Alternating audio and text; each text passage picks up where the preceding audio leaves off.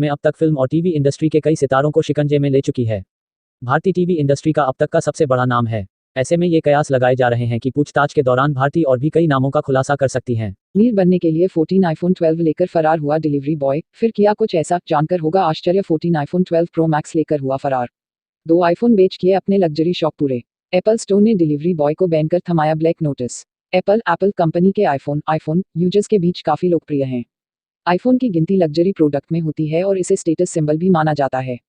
कई बार इस तरह की खबरें सामने आई हैं कि लोग आईफोन खरीदने के लिए किसी भी हद को पार कर देते हैं। हाल ही खबर आई थी कि एक व्यक्ति ने आईफोन खरीदने के लिए अपनी किडनी बेच दी। अब एक डिलीवरी बॉय 18 लाख के आईफोन 12 लेकर फरार हो गया। हालांकि पुलिस ने उसे जल्द ही गिरफ्तार कर लिया। डिलीवरी बॉय का डोला ईमान। मामला चीन का है। यहाँ एक डिलीवरी बॉय का आईफोन को लेकर ईमान डोल गया। उसे कुछ आईफोन 12 प्रो मैक्स डिलीवर करने थे, लेकिन वह उन आईफोन्स को लेकर फरार हो गया। बताया जा रहा है कि उन आईफोन्स की कीमत करीब 18 लाख के रुपए है। हालांकि फरार होने के थोड़ी देर बाद ही उसे पुलिस ने गिरफ्तार कर लिया है। डिलीवरी बॉय का नाम टैंग बताया जा रहा है। कैंसिल किए सभी ऑर्डर। रिपोर्ट के अनुसार मिचुअन डायनपिंग डिलीवरी की ओर से डिलीवरी बॉय टैंग को 14 आईफोन 12 प्रो मैक्स डिलीवर करने के लिए दिए गए थे। ये सभी ऑर्डर 14 नवंबर को प्लेस किए गए थे। ऑर्डर मिलने के बाद टैंग ने सभी 14 आईफोन 12 प्रो मैक्स के ऑर्डर कैंसिल कर दिए, लेकिन उसने वे आईफोन कंपनी को वापस नहीं किए और उन्हें लेकर फरार हो गया। एक आईफोन से चुकाया दोस्त का कर्ज। रिपोर्ट के मुताबिक टैंग ने एक आईफोन 12 प्रो मैक्स कर्ज चुकाने के लिए अपने दोस्त को दे दिया। वहीं एक बॉक्स को खुद ओपन कर लिया। इसके अलावा टैंग ने 9,500 चीनी युआन यानी करीब 1,07,222 रुपये और 7,000 चीनी युआन यानी करीब 79,032 रुपये में बेच दिए BMW कार की सवारी की। इसके बाद उसने बेचे गए आईफोन के पैसे से एक BMW कार किराए पर ली और सैर करने निकल गया। इस कार का किराया प्रतिदिन 600 चीनी युआन यानी करीब 6,772 रुपये चुकाया। साथ ही उसने बचे हुए पैसों में से खुद के लिए महंगे कपड़े भी खरीदे। हालांकि पुलिस ने टैंग को जल्द ही गिरफ्तार कर लिया। वहीं एप्पल स्टोर ने टैंग को बैन कर उसे एक ब्लैक नोटिस भी जारी कर दिया है। क्या दिल्ली में नाइट कर्फ्यू लगने की तैयारी? केजरीवाल सरकार ने एचसी को दिया यह जवाब। राष्ट्रीय राजधानी दिल्ली में लगातार बढ़ रही कोरोना वायरस मरीजों की संख्या। कोरोना वायरस संक्रमण को देखते हुए दिल्ली में लगाया जा सकता है नाइट कर्फ्यू। नई दिल्ली। राष्ट्रीय राजधानी दिल्ली में कोरोना वायरस इन दिल्ली का खतरा तेजी के साथ बढ़ता जा रहा है। आलम यह है कि केजरीवाल गवर्नमेंट ने दिल्ली के अति व्यस्त और भीड़भाड़ भरे बाजारों को बंद कर दिया है। इसके साथ ही राजधानी में नाइट कर्फ्यू इन दिल्ली लगाने की संभावना भी प्रबल होती जा रही है। गुरुवार को केजरीवाल सरकार ने दिल्ली हाई कोर्ट के सवालों का जवाब देते हुए कहा कि राजधानी में कोरोना की भयावह स्थिति को ध्यान में रखते हुए नाइट कर्फ्यू लगाया जा सकता है। हालांकि अभी इस संबंध कोई निर्णय नहीं लिया गया है। वहीं हाई कोर्ट ने टेस्टिंग बढ़ाने की मांग की याचिका पर सुनवाई करते हुए स्टेटस रिपोर्ट में उचित जानकारी नहीं देने पर दिल्ली सरकार से नाराजगी जताई है। हाई कोर्ट ने केजरीवाल सरकार को फटकार लगाते हुए कहा कि स्टेटस रिपोर्ट में न तो हम बेड की कुल संख्या पढ़ सकते हैं और न ही इससे जुड़ी महत्वपूर्ण जानकारी जो मिटा दी गई है। इसकी प्रिंटिंग भी साफ नहीं है, जिसकी वजह से इसको पढ़ा नहीं जा सकता है। दिल्ली के कोविड हेल्थ केयर सेंटर में बेड्स खाली। हाई कोर्ट ने दिल्ली सरकार से सवाल किया कि कोरोना संकट के बीच भी दिल्ली के कोविड हेल्थ केयर सेंटर में बेड्स खाली पड़े होने का क्या कारण है। इसके साथ ही सरकार ने हेल्थ केयर सेंटर के प्रचार के लिए विज्ञापन का क्या माध्यम अपनाया। इसके जवाब में दिल्ली सरकार ने कहा कि सभी इस संबंध में पूर्व जानकारी दिल्ली फाइट कोरोना वेबसाइट पर उपलब्ध है। यही नहीं, हाई कोर्ट ने दिल्ली सरकार से दूसरे शहरों की तरह नाइट या वीकली कर्फ्यू लगाने के बारे में भी पूछा। इस पर सरकार की ओर से अदालत को बताया कि अभी कर्फ्यू को लेकर कोई निर्णय नहीं लिया गया है, लेकिन आगे कोरोना के हालात बिगड़ने पर कोई फैसला लिया जा सकता है। कोरोना के नियमों का उल्लंघन। इस दौरान हाई कोर्ट ने दिल्ली सरकार से यह भी पूछा कि कोरोना के नियमों का उल्लंघन करने वाले लोगों से वसूली जाने वाले जुर्माने की रकम का क्या किया जा रहा है। उस पैसे का इस्तेमाल अच्छे कामों में किया जाना चाहिए। COVID-19 vaccine. भारत में कोरोना वैक्सीन के टीकाकरण की तैयारी। अब तक का फुल अपडेट। भारत में कोरोना वायरस के केस 91 लाख के पार। कोरोना वैक्सीन पर अब अंतिम चरण में पहुंचा काम। सर्दियां बढ़ते ही भारत में कोरोना वायरस इन इंडिया के संक्रमण में भी तेजी आई है। इसका नतीजा यह है कि देश में COVID-19 के केस 91 लाख के आंकड़े को पार कर गए हैं। इसके साथ ही भारत में corona virus case in India के कारण 1,30,000 लोग काल के गाल में समा चुके हैं। इन हालातों के बीच देशवासियों को COVID-19 की वैक्सीन का बेसब्री से इंतजार है। वहीं केंद्रीय स्वास्थ्य मंत्रालय ने जानकारी दी है कि देश में फिलहाल कोरोना की कई वैक्सीन पर काम चल रहा है और उनका प्रोसेस अंतिम दौर में है। इनमें से फरवरी 2021 तक 2 वैक्सीन भारतीय बाजारों में अपनी उपलब्धता बना सकती है। कोवैक्सीन भारतीय आयुर्विज्ञान अनुसंधान परिषद ICMR और निजी कंपनी भारत बायोटेक के संयुक्त प्रयास से भारत में कोरोना वैक्सीन COVAXIN विकसित की जा रही है। कोवैक्सीन के ट्रायल का तीसरा और अंतिम चरण शुरू हो चुका है। यह स्वदेशी कोरोना वैक्सीन अगले साल फरवरी या मार्च तक देशवासियों के लिए उपलब्ध हो सकती है। एक अनुमान के मुताबिक कोवैक्सीन से जुलाई तक 20 से 25 करोड़ लोगों को सीधा फायदा पहुंचेगा। केंद्रीय स्वास्थ्य मंत्रालय के अनुसार यह भारत की सबसे उन्नत प्रयोगात्मक टीका है। हालांकि शुरुआत में यह वैक्सीन उन लोगों को पहले दी जाएगी जो हाई रिस्क जोन में है। कोविशील्ड सीरम इंस्टीट्यूट ने जानकारी दी है कि एस्ट्राजेनेका COVID-19 से बचाव में 90% असरदार साबित हुई है। आपको बता दें कि सीरम इंस्टीट्यूट भारत में ब्रिटेन की ऑक्सफोर्ड यूनिवर्सिटी के साथ मिलकर कोरोना वैक्सीन विकसित करने पर काम कर रहा है। ऑक्सफोर्ड एस्ट्राजेनेका की ओर से बताया गया कि यूनाइटेड किंगडम और ब्राजील में जब कोरोना वैक्सीन AZD1222 पर परीक्षण किया गया तो चौंकाने वाले परिणाम सामने आए। दरअसल वैक्सीन की आधी खुराक में 90% तक असर देखने को मिला, जबकि अगले महीने जब वैक्सीन की पूरी खुराक का परीक्षण किया गया तो यह 62% तक इफेक्टिव देखने को मिली। इसके साथ ही अगले महीने के ट्रायल में वैक्सीन 70% तक असरदार साबित हुई। आपको बता दें कि भारत में यह वैक्सीन महाराष्ट्र के पुणे स्थित सीरम इंस्टीट्यूट ऑफ इंडिया द्वारा विकसित किया गया है। Serum Indian council of medical research ICMR के साथ मिलकर काम कर रहा है। भारत में यह वैक्सीन कोविशील्ड नाम से उपलब्ध होगी। दरअसल Oxford university AstraZeneca corona vaccine candidate को कोविशील्ड के तौर पर जाना जाता है। SII और ICMR मिलकर भारत में 15 अलग अलग केंद्रों में कोविशील्ड के 2/3 मेडिकल परीक्षण में जुटे हैं। बीते 31 अक्टूबर को 1600 लोगों को कोविशील्ड के परीक्षण में शामिल किया था। मॉडर्ना भी एक कोरोना वैक्सीन है जो अगले साल अप्रैल तक भारतीय बाजारों में दिखाई दे सकती है।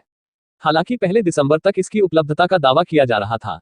ट्रायल के दौरान मॉडर्ना 94.5% तक असरदार साबित हुई है। मॉडर्ना इंक के अनुसार इस वैक्सीन की कीमत प्रति डोज $25 से $37 $1854 से $2744 के करीब रखी जा सकती है। हालांकि यह वैक्सीन के ऑर्डर पर भी निर्भर करेगा। जितनी मात्रा में इस वैक्सीन का ऑर्डर मिलेगा उसकी कीमत भी उसी बेस पर तय की जाएगी। कंपनी का दावा है कि यह वैक्सीन कोरोना वायरस को रोकने में 94.5% तक असरदार साबित हुई है। फाइजर इंक की कोरोना वैक्सीन भी ट्रायल की फाइनल स्टेज में है। ट्रायल में सामने आया है कि फाइजर वैक्सीन कोरोना वायरस को रोकने में 95% तक कामयाब है। कंपनी ने दावा किया है कि फाइजर के पास 2 महीने का जरूरी सेफ्टी डाटा है। जानकारी के अनुसार फाइजर दिसंबर 2020 तक वैक्सीन मार्केट में उतार सकती है। भारत ने इस वैक्सीन के 150 करोड़ डोज एडवांस बुक की है। एक मीडिया रिपोर्ट के अनुसार कोरोना वैक्सीन डोज बुकिंग के मामले में भारत दुनिया में तीसरे नंबर पर है। यह रिपोर्ट ड्यूक यूनिवर्सिटी की एक रिसर्च पर आधारित है। रिपोर्ट के अनुसार वैक्सीन खरीद की इस डील में पहले नंबर पर अमेरिका, दूसरे पर EU और तीसरे पर भारत है।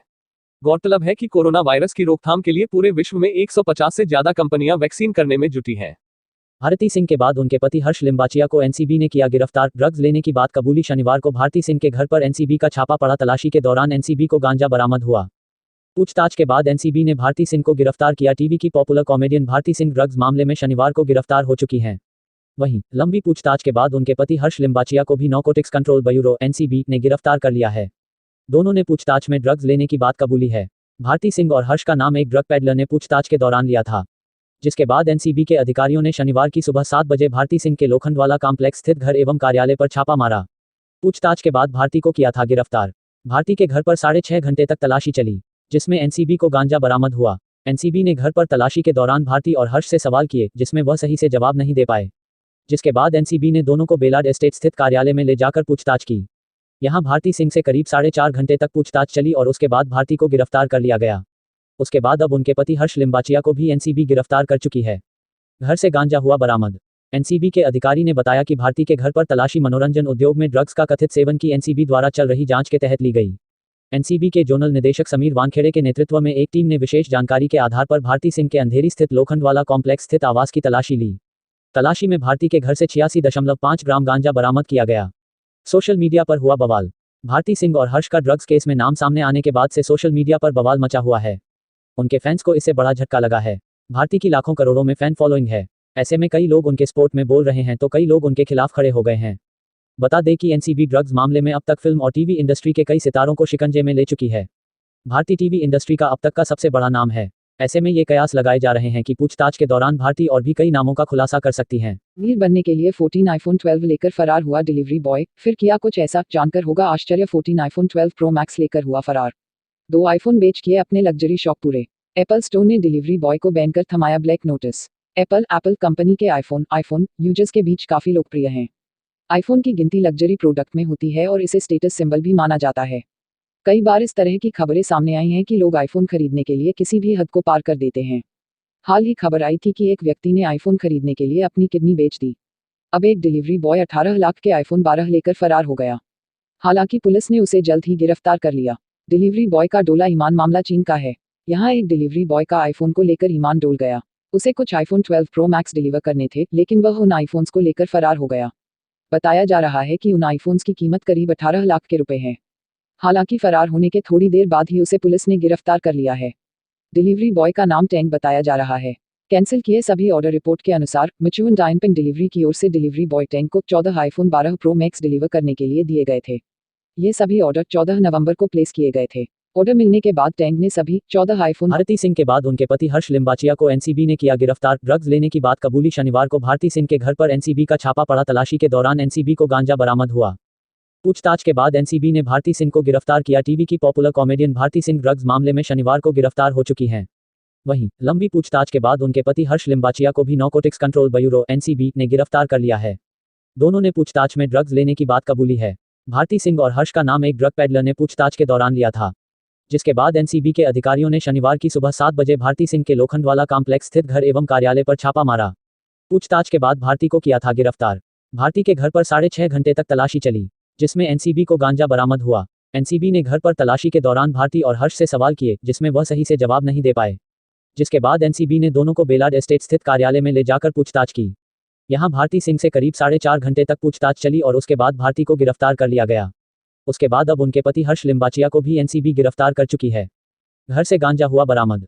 एनसीबी के अधिकारी ने बताया कि भारती के घर पर तलाशी मनोरंजन उद्योग में ड्रग्स का कथित सेवन की एनसीबी द्वारा चल रही जांच के तहत ली गई। एनसीबी के जोनल निदेशक समीर वानखेड़े के नेतृत्व में एक टीम ने विशेष जानकारी के आधार पर भारती सिंह के अंधेरी स्थित लोखंडवाला कॉम्प्लेक्स स्थित आवास की तलाशी ली। तलाशी में भारती के घर से 86.5 ग्राम गांजा बरामद किया गया। सोशल मीडिया पर हुआ बवाल। भारती सिंह और हर्ष का ड्रग्स केस में नाम सामने आने के बाद से सोशल मीडिया पर बवाल मचा हुआ है। उनके फैंस को इससे बड़ा झटका लगा है।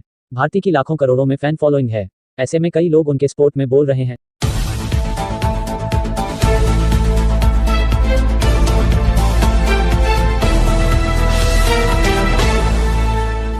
दोस्तों, कोरोना वायरस की दूसरी लहर के साथ साथ ब्लैक फंगस ने भी देश में तबाही मचाना शुरू कर दिया है। स्वास्थ्य मंत्रालय के आंकड़ों के मुताबिक पिछले 24 घंटों में 3,44,000 कोरोना के नए मामले सामने आए हैं। वहीं पिछले एक दिन में कोरोना से 4,000 लोगों की जान चली गई है। और कोरोना की दूसरी लहर के दौरान ब्लैक फंगस यानी कि म्यूकोरमाइकोसिस की बीमारी भी तेजी से फैल रही है।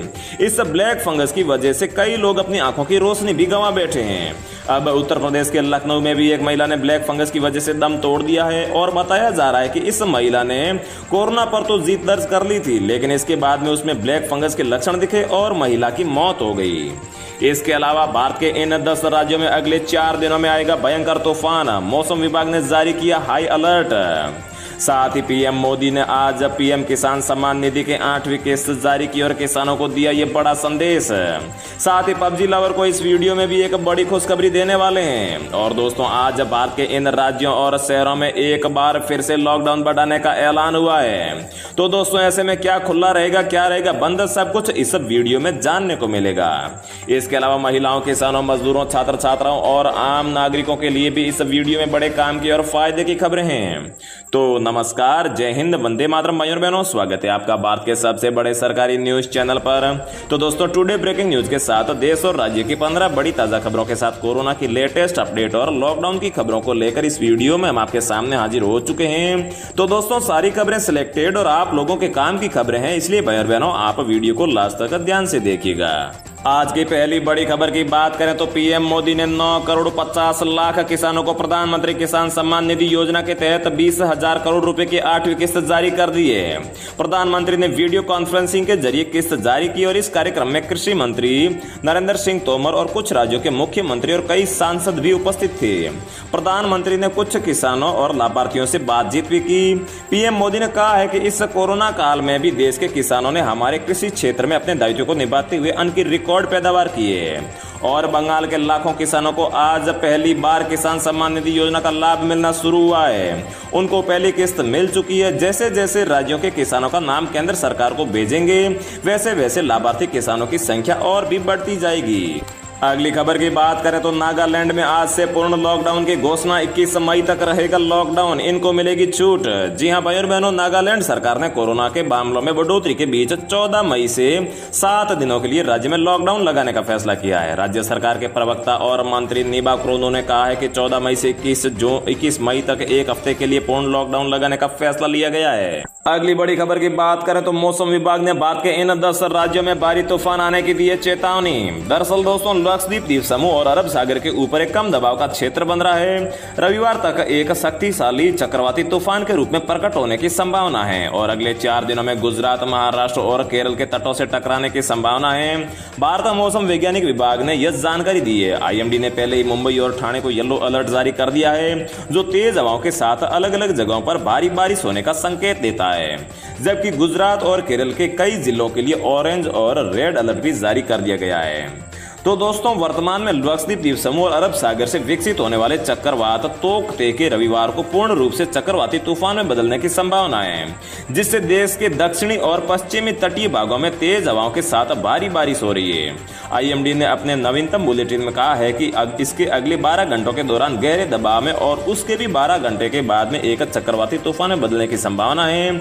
इसके बाद में हवाएं और तेज होने की संभावना है और संभवतः आज शाम तक उत्तर पूर्व या फिर पूर्व की ओर बढ़ेगा, फिर उत्तर उत्तर और उत्तर पश्चिम की ओर बढ़ेगा और 18 मई की सुबह तक गुजरात तट के पास पहुंचने की संभावना है। नेक्स्ट अपडेट की बात करें तो किसानों के लिए शिवराज सिंह चौहान सरकार की बड़ी घोषणा, ऋण चुकाने की तिथि फिर बढ़ाई। जी हां दोस्तों, मध्य प्रदेश के मुख्यमंत्री शिवराज सिंह चौहान ने आज प्रदेशवासियों को संबोधित करते हुए सहकारी बैंकों के माध्यम से ऋण लेने वाले किसानों के लिए ऋण चुकाने की अवधि एक बार फिर बढ़ा दी है, जिसके तहत किसान अब 30 जून 2021 तक अपना ऋण चुका पाएंगे। पहले यह तिथि 31 मई 2021 थी।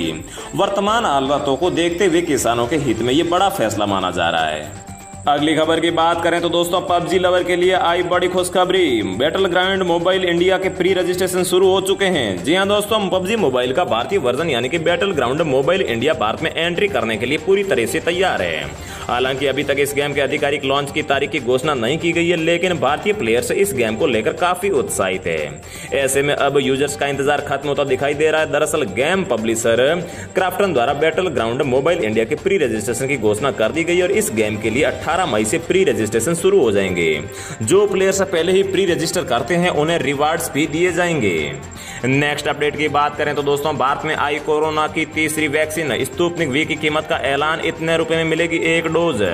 तो दोस्तों, भारत में स्पुतनिक वी की कीमत 948 रुपए प्लस 5% GST होगी। इसका अर्थ यह है कि 948 रुपए के अलावा इस पर आपको 5% के साथ एक डोज 995 रुपए में पड़ेगी।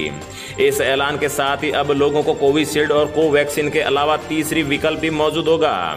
वैक्सीनेशन की रफ्तार में कमी के बीच इसे अहम कदम बताया जा रहा है और डॉक्टर रेड्डी लैब ने जानकारी दी है कि स्पुतनिक वैक्सीन को जल्दी बाजार में लॉन्च कर दिया जाएगा। स्पुतनिक तीसरी ऐसी कोविड-19 वैक्सीन होगी जो भारत में इस्तेमाल की जाएगी। स्पुतनिक वी वैक्सीन की पहली खेप 1 मई को ही भारत पहुंच गई थी और दवा कंपनी डॉक्टर रेड्डीज लैब ने शुक्रवार को कहा है कि सीमित शुरुआत के तौर पर कोविड-19 का टीका स्पुतनिक वी का पहला टीका जो हैदराबाद में लगाया जा चुका है। अगली खबर की बात करें तो कोरोना पीड़ित पत्रकारों और उनके परिवार का सरकार कराएगी इलाज। जी हां भाइयों और बहनों, मध्य प्रदेश की शिवराज सरकार ने पत्रकारों के हित में एक बड़ा फैसला लिया है। सरकार ने तय किया है कि प्रदेश में अगर कोई भी पत्रकार या फिर उसके परिवार का कोई भी सदस्य कोरोना से पीड़ित होता है तो उसका इलाज सरकार करवाएगी। खास बात यह है कि इस फैसले में अधिमान्य और गैर अधिमान्य दोनों पत्रकार शामिल होंगे। इसी के साथ ही दोस्तों, एक बड़ी खबर निकल कर आ रही है कि महाराष्ट्र के एक डॉक्टर का दावा, शराब पिलाकर ठीक किए 40 से 50 कोरोना मरीज। महाराष्ट्र के अहमदनगर में एक डॉक्टर अरुण भीसे ने अजीब दावा किया है कि उन्होंने दावा करते हुए यह भी कहा है कि मैंने कोरोना मरीजों को शराब पिलाकर ठीक किया है। डॉक्टर ने दावा किया है कि शराब पिलाकर 40 से 50 कोरोना मरीज अब तक ठीक हो चुके हैं, जिसमें से 10 मरीज गंभीर रूप से बीमार थे। अभी तक एक भी मरीज की मौत नहीं हुई है और उन्होंने ये भी कहा है कि मैं दवाइयों के साथ सीमित मात्रा में शराब करने का सेवन को कहता हूँ। तो दोस्तों, यह खबर जानने के बाद में ऐसा ना हो कि आप दिन रात शराब पीना शुरू कर दें। ये मात्र एक खबर है। और अगली खबर की बात करें तो पेट्रोल डीजल की कीमतें फिर पहुंची रिकॉर्ड ऊंचाई पर। इस महीने 8वीं बार बढ़े दाम, जानिए ताजा भाव। तो दोस्तों, पेट्रोल और डीजल के दाम शुक्रवार को देश भर में नई ऊंचाइयों पर पहुंच गए हैं। सप्ताह के दौरान चौथी बार इन ईंधनों के दाम बढ़ाए गए हैं। तेल कंपनियों की अधिसूचना के मुताबिक शुक्रवार को पेट्रोल के दाम 29 पैसे प्रति लीटर और डीजल का 34 पैसे प्रति लीटर बढ़ा दिया गया है।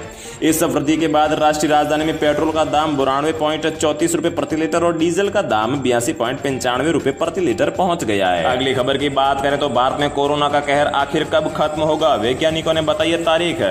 जी हां दोस्तों, सबसे पहले यहाँ पर एक मोदी सरकार की पर्सनल एक्सपर्ट्स की टीम बनाई गई है और उन टीम ने पहले भी यहाँ पर बताया था कि मई में कोरोना अपनी दूसरी लहर के पीक पर होगा और आखिर में ऐसा ही हुआ है। और अब उसी टीम ने आज फिर एक सर्वे करके यहाँ पर अनुमान लगाया या फिर भविष्यवाणी की है कि यहाँ पर लगभग मई के लास्ट में और जून के सबसे लास्ट में लगभग 20,000 केस रोजाना आने की संभावना है। मतलब कि जून के लास्ट तक कोरोना की दूसरी लहर लगभग खत्म हो जाएगी और उस टाइम रोजाना कोरोना के नए मामलों की संख्या 20,000 के आसपास रहेगी और रोजाना मरने वालों की संख्या 50 से 150 के बीच में रहेगी, ऐसा अनुमान बताया है। तो दोस्तों ये सिर्फ अनुमान है, एक सर्वे है, बाकी इसकी कोई भी पुष्टि नहीं है और आप ऐसे ही लगातार सावधानी बरतिएगा, इसमें कोई भी ढिलाई मत रखना। अगली खबर की बात करें तो दोस्तों सोना के भाव में आई है भारी बढ़ोतरी। कोरोना की दूसरी लहर की वजह से और महंगा हो सकता है सोना। जी हां दोस्तों, जब कोरोना की पहली लहर भारत में आई थी तो सोने के भाव काफी ऊपर चले गए थे, आसमान छूने लगे थे और अब बीच में जब कोरोना की लहर फीकी पड़ी थी तो फिर सोने के भाव फिर से गिरने लग गए थे। और अब जैसे कि शादियों का सीजन भी चल रहा है और कोरोना की दूसरी लहर आ चुकी है तो फिर सोने के भाव में फिर से बढ़ोतरी होना शुरू हो चुकी है। पिछले 7 से 8 दिनों में सोना लगातार ऊपर जाता जा रहा है और ऐसे में एक्सपर्ट का यह भी कहना है कि आने वाले दिनों में सोने के भाव और भी ऊपर जा सकते हैं। अगली खबर की बात करें तो यात्रीगण कृपया ध्यान दें, इस राज्य में रेल से जाएंगे तो RT-PCR नेगेटिव रिपोर्ट चाहिए ही चाहिए। जी हां दोस्तों, दिल्ली या फिर किसी अन्य राज्य से पश्चिम बंगाल की ये रेल यात्रा कर रहे हैं तो यह काम की खबर जरूर जान लें। रेल मंत्रालय ने सभी यात्रियों को आगाह किया है कि किसी भी दूसरे राज्य से पश्चिम बंगाल जाने वाले यात्रियों के लिए RT-PCR नेगेटिव रिपोर्ट ले जाना अनिवार्य कर दिया गया है। इससे पहले यह नियम सिर्फ हवाई यात्रियों पर ही लागू था और कल ही पश्चिम बंगाल सरकार ने इस प्रावधान को रेल यात्रियों पर भी लागू कर दिया है। इसके अलावा दोस्तों मैं अगर आपको शॉर्ट में बताता चलूं तो यहां पर गोवा में 15 दिन तक का कर्फ्यू यहां पर लागू है। साथ ही में राजस्थान में भी 25 मई तक का संपूर्ण लॉकडाउन का सरकार ने ऐलान किया था और जो अभी भी चल रहा है। इसके अलावा दोस्तों देश में कोरोना संक्रमण को रोकने के लिए मध्य प्रदेश में भी 17 मई तक लॉकडाउन की घोषणा हो चुकी है और वो चल भी रहा है। इसके अलावा कर्नाटक में भी 14 दिन का पूर्ण लॉकडाउन है और इसके अलावा यहाँ पर आज जो है तमिलनाडु में भी लॉकडाउन की घोषणा हो चुकी है। तो दोस्तों रोजाना ऐसी खबरें पाते रहने के लिए चैनल को सब्सक्राइब करके बेल आइकन प्रेस कर लीजिए। जय हिंद। नमस्कार दोस्तों, स्वागत है आपका दिन भर की बड़ी खबरों में। जी हां दोस्तों, इसी बीच बड़ी खबर निकल कर आ रही है पश्चिम बंगाल से। बंगाल में भारतीय जनता पार्टी को लगा बड़ा झटका। बंगाल भारतीय जनता पार्टी में मची भगदड़। भारतीय जनता पार्टी के 16 विधायकों ने वापस तृणमूल कांग्रेस पार्टी की तरफ किया अपना रुख है। भारतीय जनता पार्टी के 2 विधायकों ने दिया अपने पद से इस्तीफा। तो वहीं पर अगली बड़ी खबर में हम आपको बताएंगे कि इजराइल और फिलिस्तीन में गहराया विवाद है। इजराइल के प्रधानमंत्री ने किया बड़ा ऐलान, कहा कि उन्हें भारी कीमत चुकानी पड़ेगी। हमास पर हमलों के बीच इजराइल के प्रधानमंत्री बेंजामिन नेतन्याहू ने दी हमास को चेतावनी। तो वहीं पर अगली बड़ी खबर में हम आपको बताएंगे कि देश भर में भारतीय जनता पार्टी कर रही है कोरोना वैक्सीन का घोटाला। मध्य प्रदेश के उज्जैन में भारतीय जनता पार्टी के सांसद को मिली वीआईपी व्यवस्था। घर के अंदर कार्यकर्ताओं को लगवाया गया कोरोना का टीका। तो वहीं पर अगली बड़ी खबर में हम आपको बताएंगे कि दिल्ली के मुख्यमंत्री अरविंद केजरीवाल ने एक बार फिर दिल्ली को दी बड़ी सौगात। दिल्ली के रामलीला मैदान में 500 आईसीयू बेड का अस्थायी अस्पताल हुआ तैयार, आज होगा शुरू। तो वहीं पर अगली बड़ी खबर में हम आपको बताएंगे कि इजराइल व फिलिस्तीन की लड़ाई में कूदे कानपुर के समाजवादी पार्टी के नेता। होर्डिंग लगाने पर मोहल्ले के लोगों ने सिखाया सबक, मांगनी पड़ी जनता से माफी। तो वहीं पर अगली बड़ी खबर में हम आपको बताएंगे कि सेंट्रल विस्टा प्रोजेक्ट पर घमासान के बीच छत्तीसगढ़ की कांग्रेस पार्टी की सरकार ने नए राजभवन, मुख्यमंत्री हाउस समेत कई बड़े प्रोजेक्ट रोके। मोदी मोदी सरकार पर सेंट्रल विस्टा प्रोजेक्ट रोकने का बड़ा दबाव। तो वहीं पर अगली बड़ी खबर में हम आपको बताएंगे कि दिल्ली से लेकर महाराष्ट्र तक कम होने लगी कोरोना की रफ्तार, लेकिन बंगाल समेत कुछ राज्यों ने बढ़ाई चिंता। पिछले 24 घंटे में 3,26,000 नए मामले आए सामने, जबकि 3,52,000 मरीज हुए ठीक है। जी हाँ दोस्तों, एक एक करके आपको सभी खबरें विस्तार से बताएंगे। उससे पहले दोस्तों, अगर आप भी चाहते हैं कि देश भर के अंदर ईवीएम मशीन के ऊपर प्रतिबंध लगे तो आप इस वीडियो को लाइक करें और कमेंट बॉक्स में ईवीएम बैन लिखकर अपना बहुमूल्य समर्थन जरूर दें, ताकि देश भर के अंदर हमारी मेहनत रंग लाए और 2024 के लोकसभा चुनाव से पहले देश भर के अंदर ईवीएम मशीन पर पूर्णतः प्रतिबंध लगवाया जा सके और 2024 का लोकसभा चुनाव ईवीएम मशीन की बजाय बैलेट पेपर से करवाया जा सके और देश भर के अंदर जन जन की आकांक्षा वाली सरकार को चुना जा सके। आज की पहली बड़ी खबर है पश्चिम बंगाल से। जान दोस्तों, बंगाल में भारतीय जनता पार्टी को लगा बड़ा झटका। बंगाल भारतीय जनता पार्टी में मची भगदड़ है। भारतीय जनता पार्टी के 16 विधायकों ने वापस तृणमूल कांग्रेस पार्टी की तरफ किया अपना रुख है। भारतीय जनता पार्टी के 2 विधायकों ने अपने विधायक पद से दिया इस्तीफा।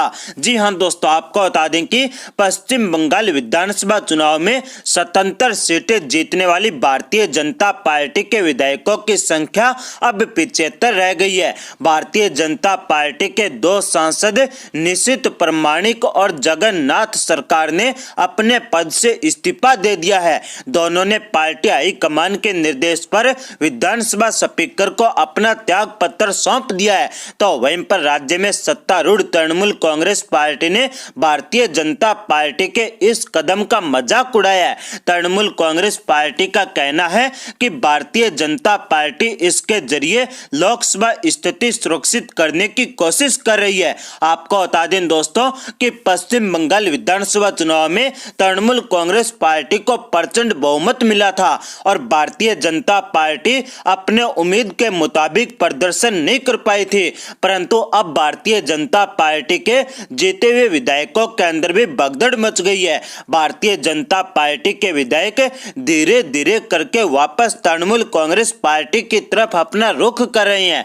आपको बता दें दोस्तों कि 30 से 32 विधायक भारतीय जनता पार्टी के ऐसे हैं जो तृणमूल कांग्रेस पार्टी छोड़कर भारतीय जनता पार्टी में आए थे और जैसे ही सूबे के अंदर एक बार फिर से ममता बनर्जी के नेतृत्व में तृणमूल कांग्रेस पार्टी की सरकार बनी तो वो भारतीय जनता पार्टी की तरफ से दोबारा तृणमूल कांग्रेस पार्टी की तरफ अपना रुख कर रहे हैं। और इसी सिलसिले में भारतीय जनता पार्टी के 16 विधायक भारतीय जनता पार्टी से दूरी बना लिए और तृणमूल कांग्रेस पार्टी के नेताओं के करीब जाते हुए दिखाई दे रहे हैं। आज की अगली बड़ी खबर है इजराइल और फिलिस्तीन को लेकर। जान दोस्तों, इजराइल और फिलिस्तीन में गहराया विवाद। इजराइल के प्रधानमंत्री बेंजामिन नेतन्याहू ने किया बड़ा ऐलान है। कहा कि उन्हें यानी हमास को भारी कीमत चुकानी पड़ेगी। हमास पर हमले के बीच इजराइल के प्रधानमंत्री बेंजामिन नेतन्याहू की बड़ी चेतावनी। जी हां दोस्तों, आपको बता दें कि इजराइल के प्रधानमंत्री बेंजामिन नेतन्याहू ने चेतावनी भरे लहजे में कहा कि उनके देश की गाजा में हमास के खिलाफ हमलों में नरमी बरतने का कोई इरादा नहीं है। फिलिस्तीनी क्षेत्र को टारगेट करके इजराइल की ओर से भारी बमबारी की गई है। आपको बता दें दोस्तों कि तेल अवीव के अंदर सेना मुख्यालय में सुरक्षा की समीक्षा के बाद इजराइल के प्रधानमंत्री बेंजामिन नेतन्याहू ने कहा कि उन्होंने हमारी राजधानी के ऊपर हमला किया है, हमारे शहरों के ऊपर रॉकेट दागे हैं, वे इसका खामियाजा भुगत रहे हैं और उन्हें इसकी भारी कीमत चुकानी होगी। अभी यह खत्म नहीं हुआ है। आपको बता दें दोस्तों कि गौरतलब है कि इससे पहले इजराइल के सेना प्रमुख ने गाजा में तनाव बढ़ने के मद्देनजर सैनिकों की तैनाती बढ़ाने का आदेश दिया था। गौरतलब है कि मुस्लिम देशों के एक समूह ने कार्रवाई को लेकर इजराइल की निंदा की थी और संगठन ने कहा था कि उसके विचार में इजराइल की कार्रवाई दुनिया भर के मुसलमानों की भावनाओं को ठेस पहुंचाने वाली है और अंतर्राष्ट्रीय कानून का घोर उल्लंघन है। संगठन ने अंतर्राष्ट्रीय समुदाय को तनाव बढ़ने के लिए इजराइल को जिम्मेदार ठहराने और उसके ऊपर हमले रोकने का दबाव डालने की अपील की थी, जिसकी वजह से क्षेत्र की सुरक्षा और स्थायित्व के सामने खतरा पैदा हो गया। आपको बता दें दोस्तों कि ओआईसी ने स्वतंत्र फिलिस्तीन के समर्थन के लंबे समय से चले आ रहे अरब जगत के रुख को भी दोबारा दोहराया है। आपको बता दें दोस्तों कि इजराइल और फिलिस्तीन के बीच भयंकर जंग जारी है और इजराइल ने हमास और फिलिस्तीन को सबक सिखाने की घोषणा कर दी है। आज की अगली बड़ी खबर है भारतीय जनता पार्टी के नेताओं को लेकर। जान दोस्तों, देश भर में भारतीय जनता पार्टी कर रही है कोरोना वैक्सीन का घोटाला। मध्य प्रदेश के उज्जैन में भारतीय जनता पार्टी के सांसद को मिली वीआईपी व्यवस्था, घर के अंदर कार्यकर्ताओं को लगवाया कोरोना का टीका। जी हां दोस्तों, आपको बता दें कि देश के अंदर जारी कोरोना की दूसरी लहर के बीच वैक्सीन के लिए टीकाकरण केंद्रों के ऊपर भारी भीड़ एकत्रित हो रही है। आपूर्ति कम होने की वजह से कई केंद्रों के ऊपर वैक्सीन पहुंच नहीं रही है, तो वहीं पर वैक्सीन की कमी के चलते लोगों को लंबे समय का इंतजार करना पड़ रहा है और कुछ लोग इंतजार के बाद खाली हाथ घर लौट रहे हैं। तो ऐसे में एक भारतीय जनता पार्टी के सांसद अपने लोगों को घर में टीका लगवा रहे हैं। हम बात कर रहे हैं मध्य प्रदेश के उज्जैन से भारतीय जनता पार्टी के सांसद अनिल फिरोजिया की। सांसद के घर पर हो रही वीआईपी टीकाकरण की एक तस्वीर सोशल मीडिया के ऊपर वायरल हो रही है। आपको बता दें दोस्तों कि इससे पहले भी भारतीय जनता पार्टी के नेताओं के ऊपर लगातार ऑक्सीजन और रेमडेसिविर इंजेक्शन और मेडिकल से संबंधित उपकरण और कोरोना वैक्सीन के घोटाले के आरोप लगते रहे हैं। आपको बता दें दोस्तों कि भारतीय जनता पार्टी के लिए देश की जनता कोई मायने नहीं रखती है। भारतीय जनता पार्टी के लिए वही लोग मायने रखते हैं जो इनको सत्ता में बैठाते हैं और इनको घोटाला करने की इजाजत देते हैं। तो वहीं पर एक तरफ भारतीय जनता पार्टी के नेताओं के द्वारा लगातार कोरोना महामारी के बीच घोटाला किया जा रहा है, तो दूसरी तरफ दिल्ली के मुख्यमंत्री अरविंद केजरीवाल के द्वारा लगातार बड़े बड़े कार्य किए जा रहे हैं। जी हां दोस्तों, आपको बता दें कि दिल्ली के मुख्यमंत्री अरविंद केजरीवाल ने एक बार फिर दिल्ली को दी बड़ी सौगात है। दिल्ली के रामलीला मैदान में 500 आईसीयू बेड का अस्थायी अस्पताल हुआ तैयार है, आज होगा शुरू। जी हां दोस्तों, आपको बता दें कि ऐतिहासिक रामलीला मैदान में दिल्ली सरकार का 500 आईसीयू बेड का अस्थायी अस्पताल तैयार हो गया है। मुख्यमंत्री अरविंद केजरीवाल ने कल यानी शुक्रवार को इस अस्थायी अस्पताल का दौरा किया और शनिवार यानी आज से 250 इंसेंटिव केयर यूनिट यानी आईसीयू बेड के साथ यह अस्थायी अस्पताल शुरू होगा। 250 बेड बाद में शुरू होंगे और यह अस्पताल दिल्ली सरकार के सबसे बड़े कोरोना अद्यतन लोक नायक जय प्रकाश अस्पताल का एक्सटेंशन होगा। आपको बता दें दोस्तों कि एलएनजेपी अस्पताल के साथ इस अस्पताल को जोड़ा जाएगा। एक तरफ भारतीय जनता पार्टी है जो लगातार कोरोना के बीच घोटाला कर रही है, तो दूसरी तरफ अरविंद केजरीवाल की सरकार है जो देश भर के अंदर अपने कार्यकर्ताओं के द्वारा देश भर के अंदर कोरोना मरीजों की सहायता करवा रही है। तो दिल्ली के अंदर बड़े बड़े कार्य करके कोरोना मरीजों को राहत देने का कार्य कर रही है। तो वहीं पर दूसरी तरफ देश भर के अंदर दिल्ली से लेकर महाराष्ट्र तक कम होने लगी कोरोना की रफ्तार है, लेकिन बंगाल समेत कुछ राज्यों ने बढ़ाई चिंता। पिछले 24 घंटे में 3,23,000 नए मामले आए सामने, जबकि 3,52,000 लोग हुए ठीक है।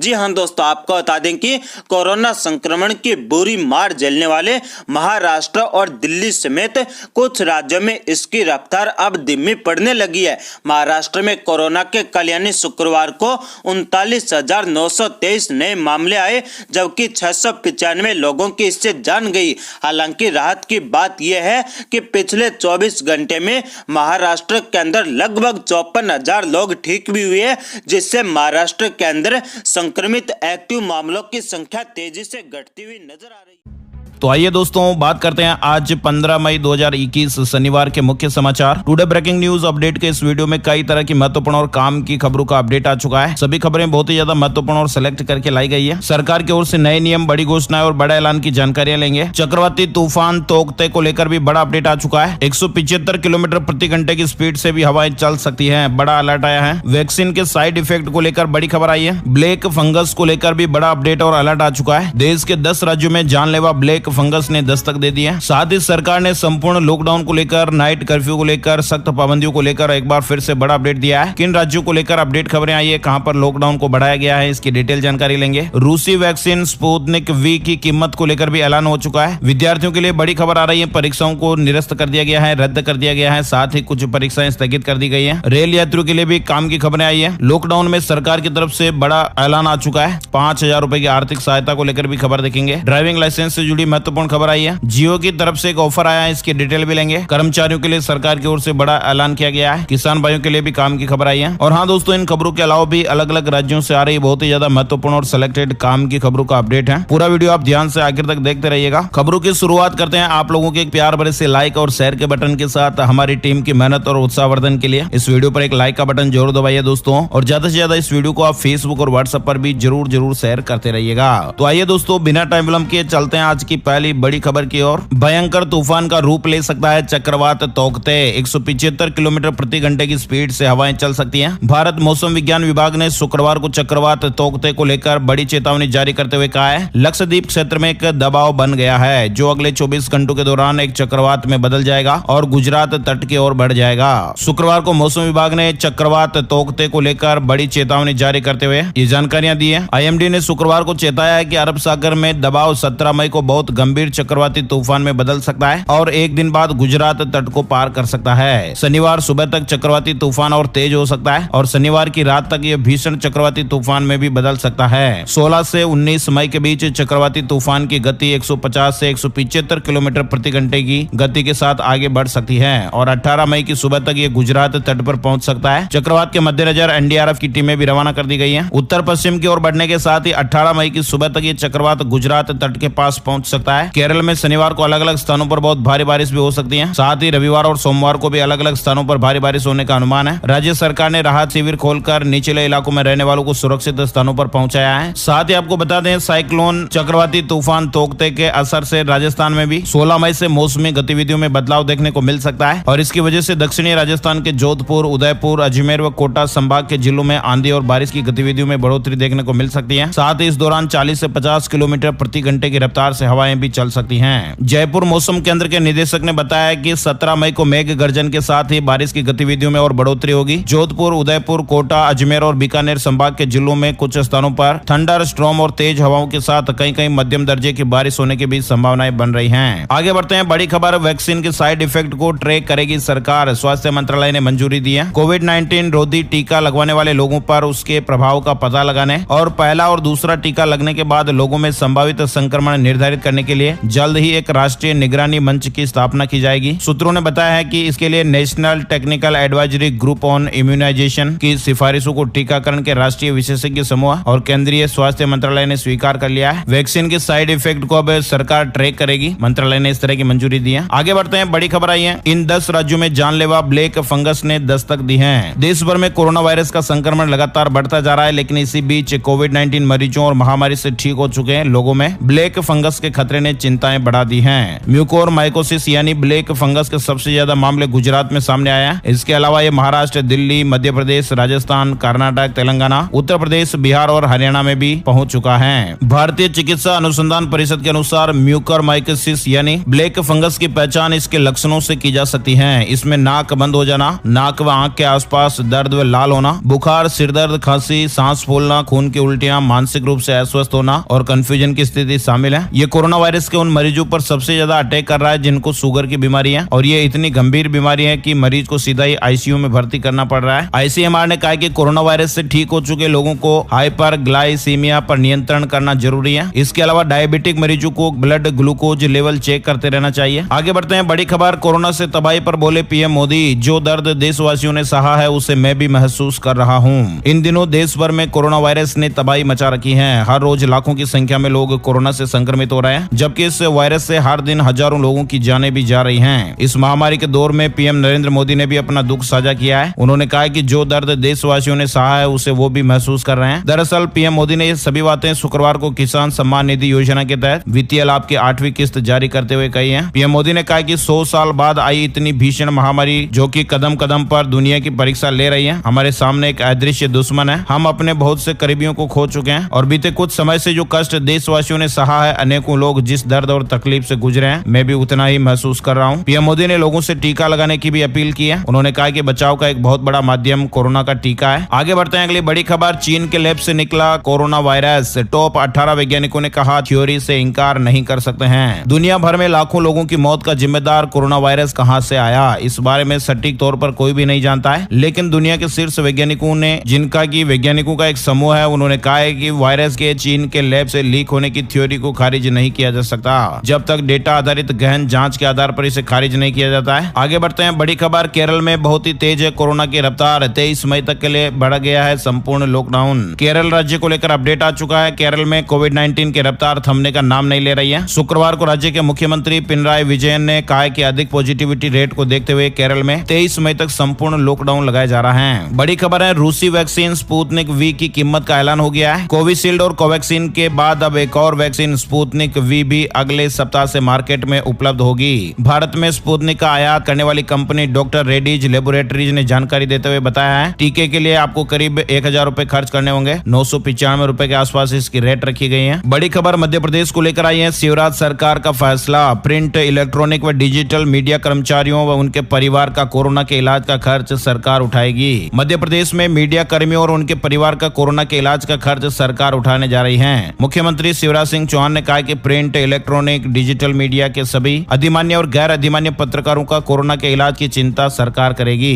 इसमें डेस्क में कार्यरत पत्रकार, कैमरामैन व फोटोग्राफर सभी को कवर किया जाएगा। और ऐसे में सरकार ने फैसला लिया कि प्रिंट, इलेक्ट्रॉनिक और डिजिटल मीडिया के संपादकीय विभाग में कार्यरत सभी कर्मचारियों व उनके परिवार का इलाज सरकार कराएगी। बड़ी खबर आई है कोरोना का कहर। मध्य प्रदेश में माध्यमिक शिक्षा मंडल ने रद्द कर दी है 10वीं बोर्ड की परीक्षाएं। 12वीं की परीक्षाएं भी स्थगित कर दी गई है। मध्य प्रदेश में कोरोना महामारी के संक्रमण के बढ़ते मामलों के बीच एमपी बोर्ड की 10वीं की परीक्षा रद्द कर दी गई है। माध्यमिक शिक्षा मंडल भोपाल ने 10वीं की परीक्षा रद्द करने का आदेश जारी कर दिया है। इसके अलावा माध्यमिक शिक्षा मंडल द्वारा 12वीं की परीक्षाएं आगामी आदेश तक स्थगित की गई हैं। संक्रमण की स्थिति सामान्य होने के बाद इन परीक्षाओं के आयोजन की सूचना 20 दिन पहले दे दी जाएगी। मतलब दोस्तों 10वीं की परीक्षाएं अब आयोजित नहीं की जाएगी, लेकिन 12वीं की परीक्षाएं आगामी आदेश तक स्थगित हो गई है। आगे बढ़ते हैं बड़ी खबर। सीबीएसई की 12वीं की परीक्षा रद्द करने की मांग को लेकर सुप्रीम कोर्ट में अर्जी दाखिल की गई है। सुप्रीम कोर्ट में याचिका दायर कर सीबीएसई की 12वीं की बोर्ड परीक्षा रद्द करने की मांग की गई है। याचिका में इस साल 12वीं के स्टूडेंट के परिणामों को ऑब्जेक्टिव मेथड लॉजिक के आधार पर घोषित करने का अनुरोध किया गया है। बड़ी खबर उत्तराखंड को लेकर आ रही है। उत्तराखंड रोडवेज का सभी राज्यों में संचालन बंद, अब केवल प्रदेश के भीतर ही ये बसें चलेगी। निगम प्रबंधन के मुताबिक अब केवल उत्तराखंड के भीतर ही यात्रियों की उपलब्धता के आधार पर बसों का संचालन किया जाएगा। मतलब उत्तराखंड रोडवेज की बस सेवाएं सभी राज्यों के लिए बंद कर दी गई है। बड़ी खबर, अब रोज नहीं चलेंगी 18 ट्रेनें। रेलवे ने फेरों में कटौती की है। पूरा टाइम टेबल आप यहाँ पर देख सकते हैं। उत्तर पश्चिम रेलवे ने प्रतिदिन चलने वाली 18 ट्रेनों में परिचालनिक कठिनाइयों एवं यात्रियों की पर्याप्त संख्या नहीं मिलने के कारण फेरों में कटौती करने का फैसला किया है। और इन सभी ट्रेनों के फेरों में कटौती प्रारंभिक स्टेशन से ही की जाएगी। गाड़ियों की डिटेल वगैरह और आप यहाँ पर देख पा रहे हैं। गाड़ी संख्या भी दिखाई गई है, कहां से कहां तक चलेगी, तारीखों का ऐलान भी आपको यहाँ पर बताया गया है। बड़ी खबर, लॉकडाउन में केजरीवाल सरकार का बड़ा कदम, ऑटो टैक्सी चालकों के अकाउंट में भेजेंगे 5000 रुपए। मुख्यमंत्री अरविंद केजरीवाल के नेतृत्व में दिल्ली कैबिनेट ने शुक्रवार को ऑटो टैक्सी चालकों को 5-5 हजार रुपए की सहायता योजना को मंजूरी दे दी है। कोरोना की दूसरी लहर और दिल्ली में लगाए गए लॉकडाउन के चलते ऑटो टैक्सी चालकों को आर्थिक संकट का सामना करना पड़ रहा है और इसे देखते हुए दिल्ली सरकार की तरफ से पैरा ट्रांजिट वाहनों के सभी पीएसवी बैच और परमिट धारकों को 5-5 हजार रुपए की वित्तीय सहायता प्रदान की जाएगी। बड़ी खबर आ रही है, ड्राइविंग लाइसेंस के लिए नहीं लगाने पड़ेंगे आरटीओ के चक्कर। कोरोना काल में सरकार ने बड़ी राहत दी है। नई गाइडलाइन आप देख सकते हैं। कोरोना काल के चलते लोग घरों से बाहर निकलने से बच रहे हैं, मगर इसी बीच अगर आपको ड्राइविंग लाइसेंस, रजिस्ट्रेशन सर्टिफिकेट से जुड़ा कोई भी काम करवाना है तो आप चिंता मत करिएगा, क्योंकि सरकार के नए नियम के तहत अब वाहन चालकों को आरटीओ के चक्कर काटने की जरूरत नहीं पड़ेगी, क्योंकि सभी जरूरी प्रक्रियाएं ऑनलाइन ही की जा सकेंगी। और इसके तहत आप रजिस्ट्रेशन सर्टिफिकेट यानी आरसी का रिन्यूअल भी अब 60 दिन पहले ही एडवांस में करा सकते हैं। सड़क और परिवहन मंत्रालय ने ड्राइविंग लाइसेंस बनवाने और इसके रिन्यूअल के लिए नई गाइडलाइन जारी की है। बड़ी खबर, तेलंगाना हाईकोर्ट ने सरकार के आदेश पर रोक लगाई है। अब आंध्र प्रदेश के कोरोना मरीजों को देना होगा प्रवेश। दरअसल तेलंगाना के मुख्यमंत्री के चंद्रशेखर राव ने एक आदेश जारी किया था जिसमें पड़ोसी प्रदेशों से आने वाले रोगियों के प्रवेश देने से इनकार किया गया था। सरकार का कहना था कि मरीजों के साथ एम्बुलेंस को तभी आने दिया जाएगा जब उनका अस्पतालों के साथ कोई अपॉइंटमेंट होगा। हालांकि अब इस आदेश पर अदालत ने रोक लगा दी है। बड़ी खबर आ रही है राजधानी दिल्ली को लेकर। केजरीवाल ने दिलाया भरोसा, माँ बाप खो चुके बच्चों और अकेले हो चुके बुजुर्गों को सहायता देगी सरकार। दिल्ली के मुख्यमंत्री अरविंद केजरीवाल ने शुक्रवार को प्रेस कॉन्फ्रेंस करके बड़ा ऐलान किया है। उन्होंने कहा कि कोरोना के कारण जिन बच्चों ने अपने माता पिता दोनों को खो दिया है और जो बुजुर्ग जिन्होंने अपने जवान बच्चों को खो दिया है उनकी आर्थिक सहायता दिल्ली सरकार करेगी। साथ ही राजधानी दिल्ली को लेकर एक और अपडेट खबर है। दिल्ली सरकार ने 45 वर्ष से अधिक उम्र वाले लोगों को टीकाकरण में बड़ी राहत दी है। अब बिना पंजीकरण भी टीका लगवा सकेंगे। मतलब दोस्तों दिल्ली में अब 45 साल से अधिक आयु वर्ग के लोग बिना पंजीकरण सीधे ही टीकाकरण केंद्रों पर जाकर टीका लगवा पाएंगे। बृहस्पतिवार को यह बात उप मुख्यमंत्री मनीष सिसोदिया जी ने एक समीक्षा बैठक करने के बाद कही है। उन्होंने कहा कि टीकाकरण केंद्रों पर ही उनका रजिस्ट्रेशन किया जाएगा, पंजीकरण किया जाएगा। उप मुख्यमंत्री ने कहा कि 45 वर्ष से अधिक उम्र के लोगों के टीकाकरण की प्रक्रिया को और सरल बनाने के लिए टीकाकरण को सरकारी स्कूलों में शिफ्ट किया जाएगा। बड़ी खबर है, अब आपके घर तक पहुंचेगी ऑक्सीजन। दिल्ली में शुरू हुई ऑक्सी टैक्सी सर्विस। दिल्ली के निवासियों के लिए ऑक्सी टैक्सी लॉन्च की गई है जिन्हें रिफिलिंग स्टेशनों तक पहुंचाने में परेशानी हो रही है। यूजर्स को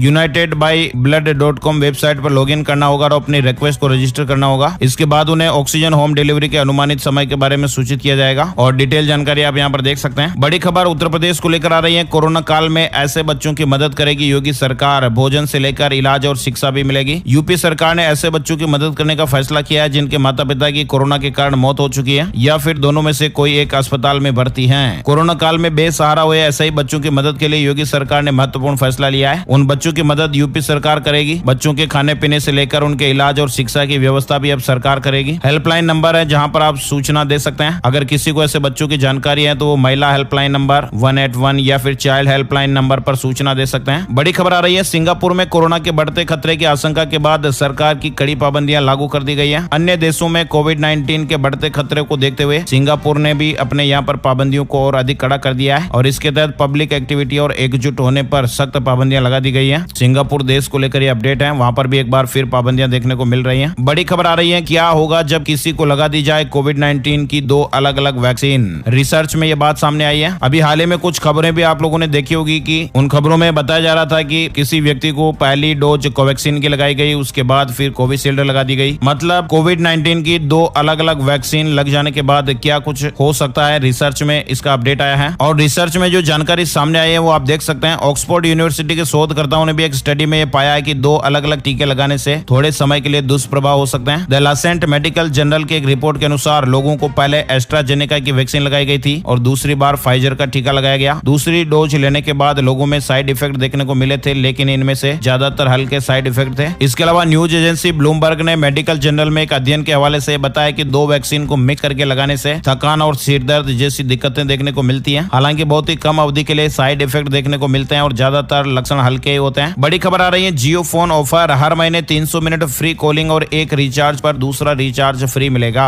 ये ऑफर सिर्फ जियो फोन यूजर्स के लिए है और इस फ्री कॉलिंग मिनट में यूजर्स को एक दिन में केवल 10 मिनट की फ्री कॉलिंग मिलेगी। यानी कि यूजर्स एक दिन में 10 मिनट से ज्यादा की फ्री कॉलिंग नहीं कर सकते और ये बेनिफिट केवल उन्हीं जियो फोन यूजर्स के लिए उपलब्ध है जो कोरोना वायरस महामारी के दौरान अपने फोन को रिचार्ज नहीं करा सकते हैं। इसके अलावा एक के साथ एक फ्री ऑफर है। इसमें फ्री कॉलिंग के साथ ही जियो फोन यूजर्स को एक रिचार्ज के साथ उसकी कीमत का दूसरा जो रिचार्ज है वो पूरा फ्री मिलेगा। मान लीजिएगा आपने 75 रुपए का रिचार्ज कराया तो इसके बदले में 75 रुपए का ही दूसरा रिचार्ज आपको फ्री में मिलेगा। डिटेल और आप यहाँ पर देख सकते हैं। बड़ी खबर, कोरोना मरीज की देखरेख में मेडिकल स्टाफ की मौत पर हरियाणा सरकार देगी 50 लाख की आर्थिक सहायता। हरियाणा के गृह एवं स्वास्थ्य मंत्री अनिल विज ने कहा कि कोरोना वॉरियर्स की कुर्बानी की कीमत अदा नहीं की जा सकती। कोरोना मरीजों की देखरेख करते अगर किसी मेडिकल स्टाफ की जान चली जाती है तो उन्हें 50 लाख की आर्थिक सहायता की घोषणा की गई है। पुलिस कर्मियों के लिए भी घोषणा की गई है। अगर उनकी भी जान चली जाती है तो उनके लिए 30 लाख की घोषणा हुई है। आगे बढ़ते हैं। बड़ी खबर, दिल्ली हाईकोर्ट का जेएनयू प्रशासन को निर्देश, संक्रमित छात्रों के लिए जल्द ही बनाए आइसोलेशन सेंटर। दिल्ली हाईकोर्ट ने जवाहरलाल नेहरू विश्वविद्यालय प्रशासन को निर्देश दिया है कि परिसर में रहने वाले कोरोना संक्रमित छात्रों के लिए तुरंत आइसोलेशन सेंटर बनाए। परिसर में सभी सुविधाओं से युक्त कोरोना केयर सेंटर भी बनाए। बड़ी खबर आ रही है, महिंद्रा एंड महिंद्रा को लेकर 1 साल का इंश्योरेंस, मृत्यु होने पर परिवार को 2.5 लाख रुपए देने का कंपनी ने ऐलान किया है। दिग्गज auto company Mahindra and Mahindra ने अपने सभी डीलरों के कर्मचारियों की वैक्सीन लगाने का खर्च खुद वहन करने का फैसला किया है। साथ ही कंपनी मार्च 2022 तक अपने अपने डीलर के हर कर्मचारी पर वैक्सीन के 2 डोज का खर्च उठाएगी। इतना ही नहीं, कंपनी ने डीलर के कर्मचारियों के कोरोना के इलाज के लिए 1 लाख रुपए की मेडिकल इंश्योरेंस की भी घोषणा की है। यह इंश्योरेंस 1 साल की है। साथ ही कोरोना से किसी कर्मचारी की जान चली जाती है तो उसके परिवार को 2.5 लाख रुपए की सहायता भी दी जाएगी। आगे बढ़ते हैं, अगली बड़ी खबर किसान भाइयों के लिए अपडेट आया है। किसानों के बैंक खातों में पीएम मोदी ने डाले 2000 रुपए। प्रधानमंत्री नरेंद्र मोदी ने वीडियो कॉन्फ्रेंसिंग के जरिए पीएम किसान सम्मान निधि योजना के तहत वित्तीय लाभ की 8वीं किस्त जारी कर दी है। 14 मई 2021 को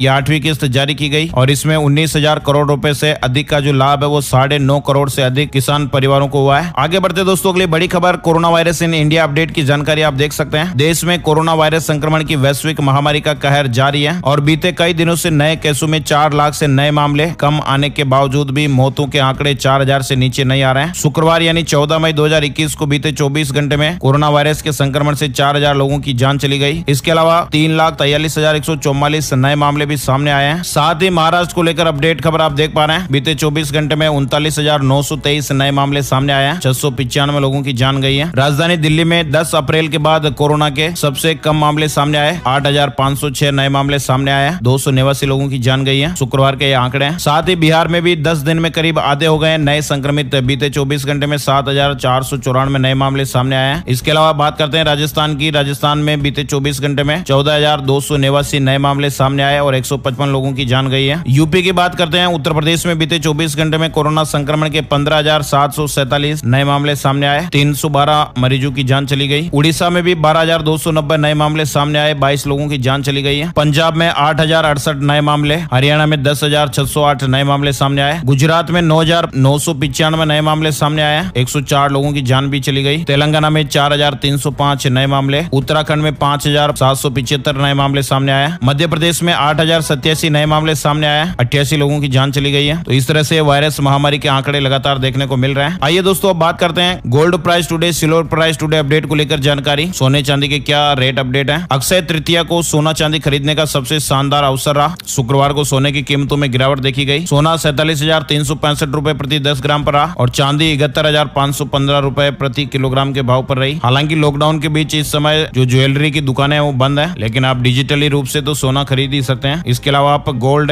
ETF में भी इन्वेस्टमेंट कर सकते हैं। डिजिटल गोल्ड भी खरीद सकते हैं। कई तरह की कंपनियां हैं वो आपको घर पर सोना खरीदने की सुविधा देती है। आइए दोस्तों आगे बढ़ते हैं। अगली बड़ी खबर वेदर न्यूज टुडे यानी आज का मौसम कैसा रहेगा। संपूर्ण भारत का आज 15 मई 2021 का मौसम पूर्वानुमान आप देख पा रहे हैं। अगले 24 घंटों के दौरान मौसम की संभावित गतिविधियां इस तरह से रहेगी। बीते 24 घंटे के दौरान लक्षद्वीप, केरल, कर्नाटक, आंतरिक तमिलनाडु के कुछ इलाके, कोंकण और गोवा में भारी से बहुत भारी बारिश हो सकती है। असम, मेघालय, अरुणाचल प्रदेश और मध्य महाराष्ट्र में हल्की से मध्यम बारिश के साथ ही 1-2 स्थानों पर भारी बरसात भी हो सकती है। पूर्वोत्तर भारत, उप हिमालय, पश्चिम बंगाल, सिक्किम, उड़ीसा के कुछ इलाके, गंगीय पश्चिम बंगाल, छत्तीसगढ़, तेलंगाना और पश्चिमी हिमालय राज्यों में हल्की से मध्यम बारिश हो सकती है। पंजाब, हरियाणा, राजस्थान, मध्य प्रदेश, मराठवाड़ा और आंध्र प्रदेश के कुछ इलाकों में हल्की बारिश देखने को मिल सकती है। इसके अलावा केरल, कर्नाटक, दक्षिण महाराष्ट्र तट और लक्षद्वीप क्षेत्र में समुद्र की लहरें काफी ऊंची उठेगी और तेज हवाएं चलती रह सकती हैं। तो दोस्तों आज के वीडियो में फिलहाल बस इतनी खबरें। उम्मीद आपको वीडियो अच्छा लगा होगा। लाइक और शेयर करना बिल्कुल भी मत भूलिएगा। वीडियो पूरा देखने के लिए आपका बहुत बहुत धन्यवाद। जय हिंद, जय भारत, वंदे मातरम।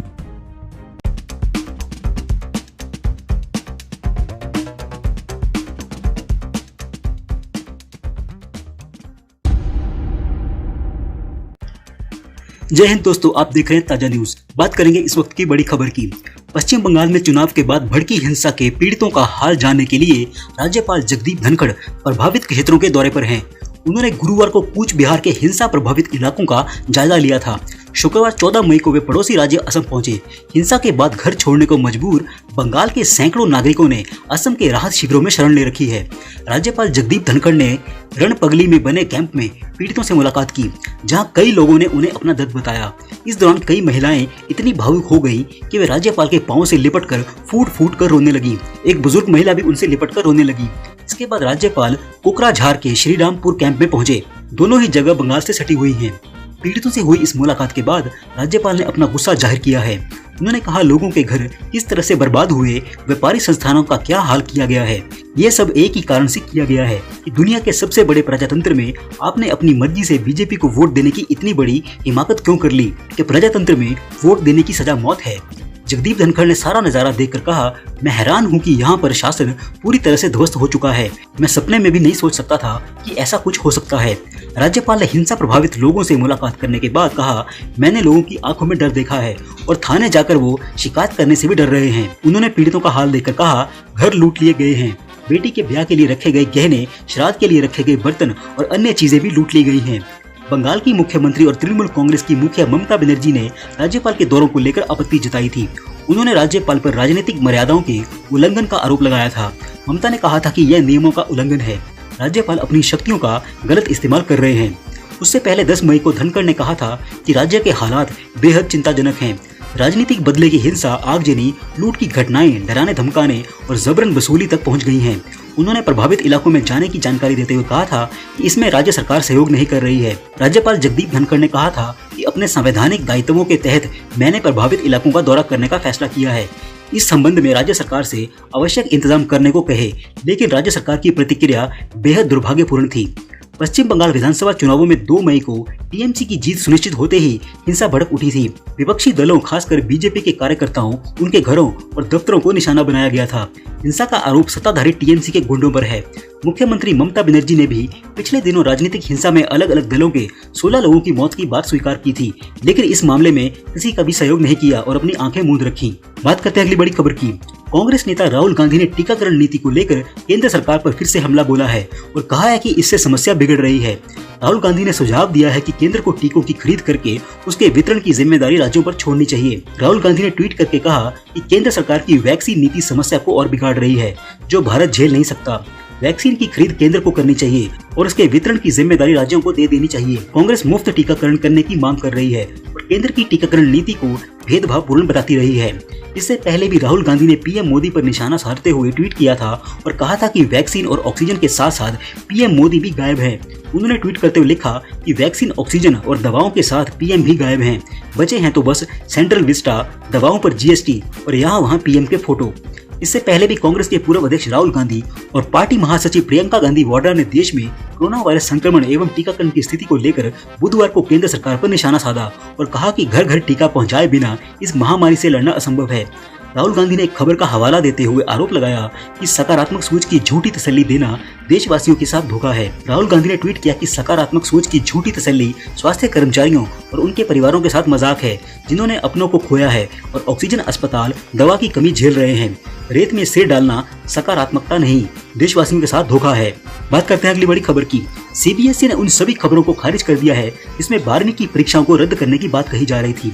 सीबीएसई का कहना है कि 12वीं बोर्ड की परीक्षाओं को लेकर फिलहाल कोई नया निर्णय नहीं लिया गया है। परीक्षाओं को रद्द किए जाने की खबरों को बोर्ड ने अफवाह करार दिया है।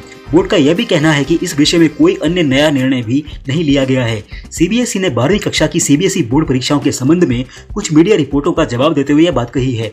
सीबीएसई ने शुक्रवार को एक आधिकारिक बयान जारी करते हुए कहा है कि यह स्पष्ट किया जाता है कि सीबीएसई कक्षा 12वीं परीक्षाओं के संबंध में ऐसा कोई निर्णय नहीं लिया गया है, जैसा कि मीडिया के कुछ वर्गों में अनुमान लगाया जा रहा है। इस मामले में लिया गया कोई भी निर्णय आधिकारिक तौर पर जनता को सूचित किया जाएगा। सीबीएसई बोर्ड ने छात्रों से कहा है केवल सही एवं सटीक सूचनाओं पर ही विश्वास करें। छात्रों से जुड़ी प्रत्येक जानकारी सीबीएसई अपनी वेबसाइट पर साझा करती है। सही जानकारी के लिए छात्र सीबीएसई की वेबसाइट चेक कर सकते हैं। बात करते हैं अगली बड़ी खबर की। दिल्ली के मुख्यमंत्री अरविंद केजरीवाल ने शुक्रवार को कहा है कि दिल्ली सरकार कोविड-19 के कारण कमाने वाले सदस्यों को खोने वाले परिवारों की वित्तीय मदद करेगी और महामारी के कारण अनाथ हुए बच्चों की शिक्षा और उनके अन्य खर्च वहन करेगी। केजरीवाल ने यह भी कहा है कि दिल्ली में संक्रमण की दर घटकर 12% हुई है। पिछले 24 घंटे में कोविड-19 के करीब 8500 मामले दर्ज किए गए हैं। उन्होंने एक ऑनलाइन संवाददाता सम्मेलन में कहा कि लेकिन कोरोना वायरस के खिलाफ लड़ाई खत्म नहीं हुई है और ढिलाई बरतने की गुंजाइश नहीं है। उन्होंने कहा, मैं जानता हूं कि कई बच्चों ने अपने माता पिता को खो दिया है। मैं उन्हें बताना चाहता हूं कि मैं उनके लिए उपलब्ध हूं। अपने आप को अनाथ ना माने, सरकार उनकी पढ़ाई का खर्च एवं अन्य खर्च उठाएगी।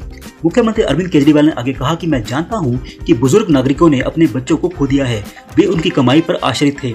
मैं उन्हें बताना चाहता हूं कि उनका बेटा केजरीवाल जीवित है। सरकार ऐसे सभी परिवारों की मदद करेगी जिन्होंने अपना कमाने वाला सदस्य खो दिया है। केजरीवाल ने कहा कि पिछले 10 दिनों में कोरोना वायरस मरीजों के लिए करीब 3000 बिस्तर उपलब्ध हैं। हालांकि आईसीयू में बिस्तर अब भी लगभग भरे हुए हैं। उन्होंने कहा, हम इस दिशा में काम कर रहे हैं। करीब 1200 और आईसीयू बिस्तरों को तैयार किया जा रहा है। ऑक्सीजन वाले बिस्तर तैयार किए जा रहे हैं और ऑक्सीजन सिलेंडर खरीदे जा रहे हैं।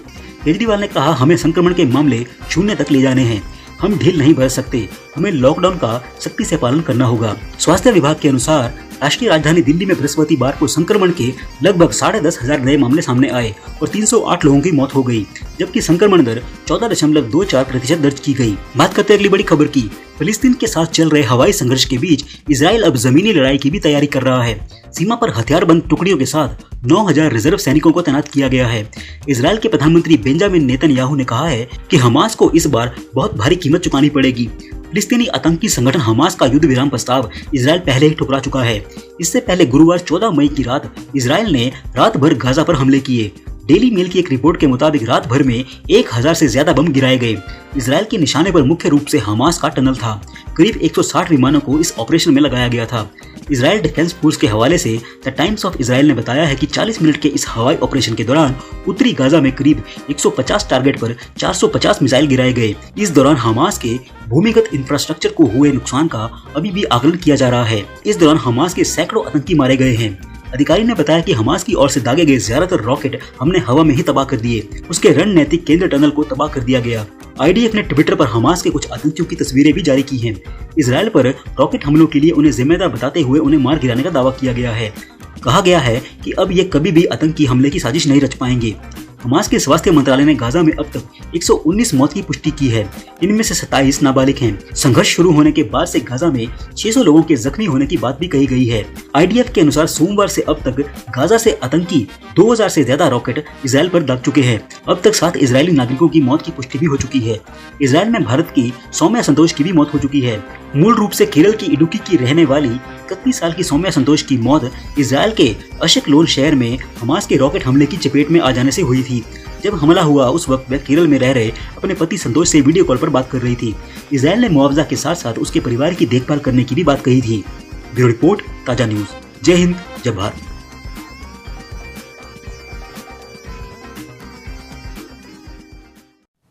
घर में रहे और एक ही काम करे कि अपने घर में ही रहे।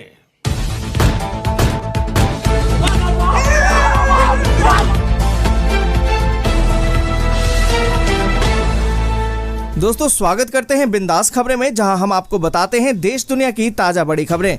दोस्तों जहां देश में कोरोना की दूसरी लहर ने कहर मचा रखा है, वहीं इसको देखते हुए कुछ राज्यों ने तो लॉकडाउन लगा दिया है और कुछ राज्यों में कर्फ्यू और कहीं पर तो धारा 144 लगा दिया गया है। इसको लेकर कल प्रधानमंत्री नरेंद्र मोदी जी ने भी कुछ बड़े ऐलान और बड़ी घोषणाएं की हैं। इसलिए आप सभी से हाथ जोड़कर निवेदन है कि इस वीडियो को पूरा और अंत तक जरूर देखें। तो आइए आपको बताते हैं देश दुनिया की बड़ी खबरें सिर्फ 10 मिनट में। और इसी के साथ दोस्तों आज की पहली बड़ी खबर कि आज सुबह 11 बजे पीएम नरेंद्र मोदी जारी करेंगे पीएम किसान की 8वीं किस्त। देश भर के किसानों से करेंगे संवाद। दोस्तों यहाँ पर आपको बता दें कि पीएम किसान लाभार्थियों के लिए अच्छी खबर है। योजना की 8वीं किस्त आज यानी कि 14 मई को जारी होगी। प्रधानमंत्री ने खुद ट्वीट करके इस बात की जानकारी दी है, जिसके मुताबिक आज सुबह 11 बजे प्रधानमंत्री नरेंद्र मोदी किसान सम्मान निधि की 8वीं किस्त जारी कर देंगे। और दोस्तों आपको बता दें कि सुबह 11 बजे वीडियो कॉन्फ्रेंसिंग के जरिए प्रधानमंत्री नरेंद्र मोदी किसान भाई बहनों के साथ संवाद भी करेंगे। और इसी के साथ दोस्तों अगली बड़ी खबर की कोरोना का कहर, बिहार में अगले 10 दिनों के लिए बढ़ाया गया लॉकडाउन, 25 मई तक रहेगी पाबंदियां। दोस्तों यहाँ पर आपको बता दें कि बिहार में कोरोना के बढ़ते प्रभाव को देखते हुए राज्य सरकार ने लॉकडाउन को बढ़ाने का फैसला लिया है। आपको बता दें कि गुरुवार को इसकी घोषणा कर दी गई है।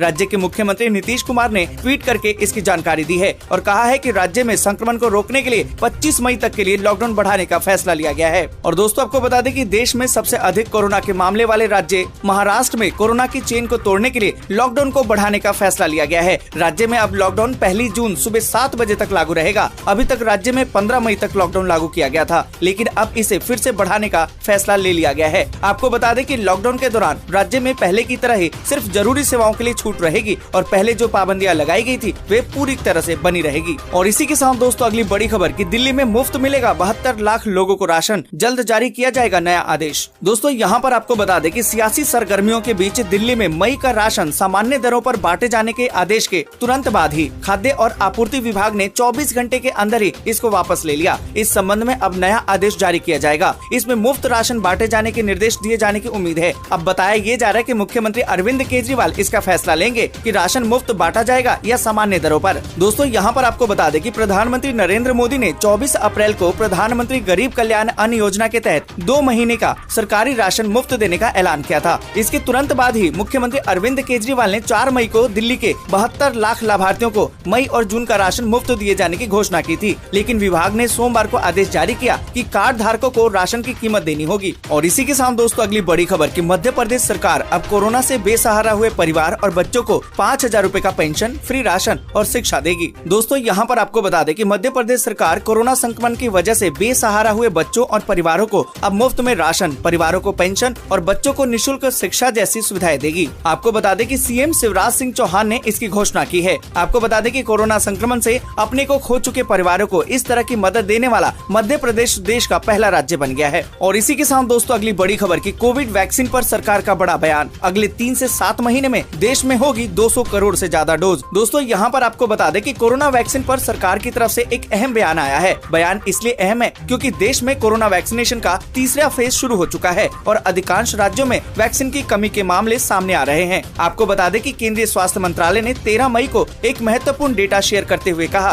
कि अगस्त से दिसंबर 2021 के बीच देश में 216 करोड़ वैक्सीन की डोज उपलब्ध हो जाएगी। इसका मतलब तो ये हुआ कि अगले 3 से 7 महीने में देश में पर्याप्त मात्रा में वैक्सीन उपलब्ध होगी। और इसी के साथ दोस्तों अगली बड़ी खबर कि भारतीय रेलवे ने इन 56 ट्रेनों को किया कैंसिल। दोस्तों यहाँ पर आपको बता दें कि तमाम कोशिशों के बावजूद देश में कोरोना का कोहराम जारी है। देश के कई राज्यों में लॉकडाउन लगा हुआ है। ऐसे में भारतीय रेलवे ने सुरक्षा के मद्देनजर कई स्पेशल ट्रेनों को 16 मई तक कैंसिल कर दिया है। इस बारे में जानकारी भारतीय रेलवे ने अपनी वेबसाइट पर दी है। यहाँ पर दोस्तों आपको बता दें कि जम्मू कश्मीर की सभी ट्रेनें इस वक्त अगले आदेश तक कैंसिल कर दी गई हैं, जिसमें कि राजधानी, शताब्दी, दुरंतो समेत कई बड़ी ट्रेनें शामिल है। यहाँ पर दोस्तों आपको मालूम हो कि इससे पहले भारतीय रेलवे ने 23 शहरों में चलने वाली करीबन 28 ट्रेनों को 30 जून तक के लिए रद्द करने का ऐलान किया था। दोस्तों आगे बढ़े उससे पहले एक छोटी सी रिक्वेस्ट है, इस वीडियो को लाइक और दोस्तों के साथ शेयर करना बिल्कुल भी ना भूलें। अगर अभी तक आपने चैनल को सब्सक्राइब नहीं किया है तो सब्सक्राइब जल्दी से कर लें। और इसी के साथ दोस्तों अगली बड़ी खबर की सरकार ने 10वीं और 12वीं की परीक्षाओं को लेकर किया है एक बड़ा फैसला। दोस्तों यहाँ पर आपको बता दें कि देश भर में कहर बरपा रही कोरोना महामारी के बढ़ते प्रकोप के कारण न केवल स्वास्थ्य सेवाएं चरमरा रही हैं, तो वहीं शिक्षा व्यवस्था भी पूरी तरह से संकट का सामना कर रही है। आपको बता दें कि जानलेवा संक्रमण कोविड-19 महामारी के कारण शैक्षणिक संस्थान लंबे समय से बंद है। इसी के मद्देनजर 10वीं बोर्ड की परीक्षाओं को रद्द कर दिया गया है। वहीं 12वीं की परीक्षाएं स्थगित कर दी गई हैं। अब इसी क्रम में छत्तीसगढ़ स्टेट ओपन स्कूल ने शुक्रवार 13 मई 2021 को कोविड-19 स्थिति और कई जिलों में लॉकडाउन के कारण कक्षा 10वीं और 12वीं की परीक्षाएं टाल दी हैं। हालांकि ओपन स्कूल बोर्ड ने अभी तक नई तारीखों की घोषणा नहीं की है। और इसी के साथ दोस्तों अगली बड़ी खबर की सुप्रीम कोर्ट ने एनसीआर के प्रवासी मजदूरों के लिए सामुदायिक रसोई और परिवहन व्यवस्था करने के दिए निर्देश। दोस्तों यहाँ पर आपको बता दें कि देश भर में फैले कोविड-19 की दूसरी लहर के दौरान सुप्रीम कोर्ट ने फिर से प्रवासी मजदूरों की सुध ली है। आपको बता दें कि कोर्ट ने दिल्ली, यूपी और हरियाणा को एनसीआर के तहत आने वाले जिलों में फंसे प्रवासी कामगारों को मुफ्त सूखा राशन देने और उनके लिए सामुदायिक रसोई चलाने और जो प्रवासी अपने घर जाना चाहते हैं उनके लिए परिवहन, चाहे वो रेल हो या बस हो, इसका इंतजाम करने के निर्देश दिए हैं। दोस्तों आपको बता दें कि शीर्ष अदालत ने कहा कि अधिकारियों को सुनिश्चित करना चाहिए कि घर लौट रहे प्रवासी मजदूरों से निजी बस संचालक अत्यधिक किराया न वसूलें। केंद्र को उन्हें परिवहन की सुविधा देने के लिए रेलवे को शामिल करने पर विचार करना चाहिए। और इसी के साथ दोस्तों अगली बड़ी खबर की राहुल गांधी बोले वैक्सीन, ऑक्सीजन ही नहीं मोदी भी गायब। दोस्तों यहाँ पर आपको बता दें कि देश में फैले गंभीर कोरोना संकट के बीच ऑक्सीजन, वैक्सीन और दवाओं की कमी को लेकर कांग्रेस के पूर्व अध्यक्ष राहुल गांधी ने प्रधानमंत्री नरेंद्र मोदी तथा पार्टी महासचिव प्रियंका गांधी वाड्रा ने उत्तर प्रदेश के मुख्यमंत्री योगी आदित्यनाथ पर हमला करते हुए आज कह दिया कि महामारी के विरुद्ध लड़ाई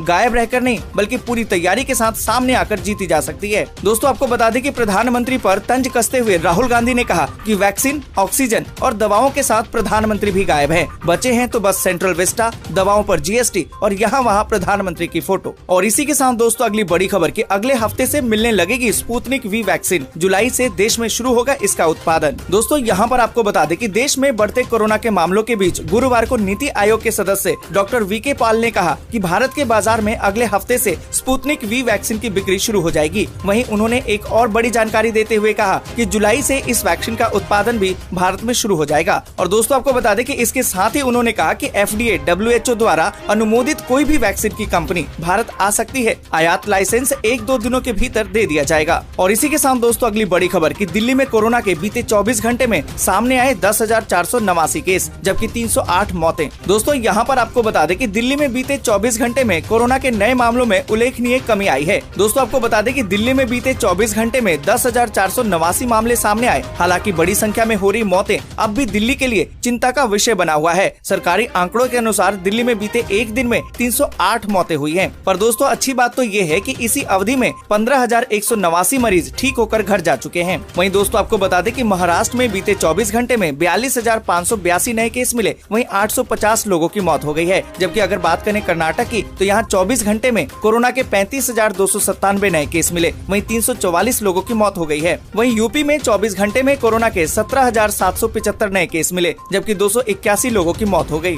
और इसी के साथ दोस्तों अगली बड़ी खबर की कोरोना की तीसरी लहर के आशंका से पहले ही उठाया गया बड़ा कदम, 2 साल से ऊपर वाले बच्चों पर कोवैक्सीन ट्रायल की मंजूरी। दोस्तों यहाँ पर आपको बता दें कि भारत में कोरोना की तीसरी लहर आने की आशंका से पहले ही और दूसरी लहर के बीच लड़ाई के खिलाफ बड़ा कदम उठाया गया है। 2 से 18 साल के बच्चों पर कोवैक्सीन का ट्रायल किया जाएगा। गुरुवार को drugs controller general of India ने भारत बायोटेक की कोवैक्सीन को 2 से 18 साल के बच्चों पर ट्रायल करने की मंजूरी दे दी है। दोस्तों यहाँ पर आपको बता दें कि 525 बच्चों पर इसका ट्रायल किया जाएगा। इस दौरान टीके की पहली और दूसरी डोज का अंतराल 28 दिनों का होगा। और इसी के साथ दोस्तों अगली बड़ी खबर की अरब सागर में बन रहे साल का पहला चक्रवाती तूफान, नाम होगा टॉकते, जाने कब और कहां देगा दस्तक। दोस्तों यहाँ पर आपको बता दें कि मौसम विभाग ने इस सप्ताह देश के पश्चिमी तट की तरफ से आने वाले चक्रवाती तूफान की भविष्यवाणी की है। आपको बता दें कि दक्षिणी पूर्व अरब सागर के ऊपर एक कम दबाव का क्षेत्र बन रहा है, जिससे कि अरब सागर से सटे हुए लक्षद्वीप की तरफ बढ़ने की आशंका है। इस दौरान ये तूफान धीरे धीरे तेज होता जाएगा। दोस्तों आपको बता दें कि मौसम विभाग की माने तो देश के पश्चिमी तट पर रविवार तक साल का पहला चक्रवाती तूफान दस्तक देगा। लक्षद्वीप, केरल, कर्नाटक, गोवा, महाराष्ट्र और गुजरात इसके गवाह बन सकते हैं। इसकी वजह से 14 से 16 मई के बीच केरल, कर्नाटक, तमिलनाडु और महाराष्ट्र समेत कई इलाकों में भारी बारिश हो सकती है। दोस्तों आज के लिए बस यहीं तक। वीडियो आपको अच्छी लगी हो तो लाइक और शेयर जरूर कर दें। अगर अभी तक आपने चैनल को सब्सक्राइब नहीं किया है तो सब्सक्राइब जल्दी से कर लें।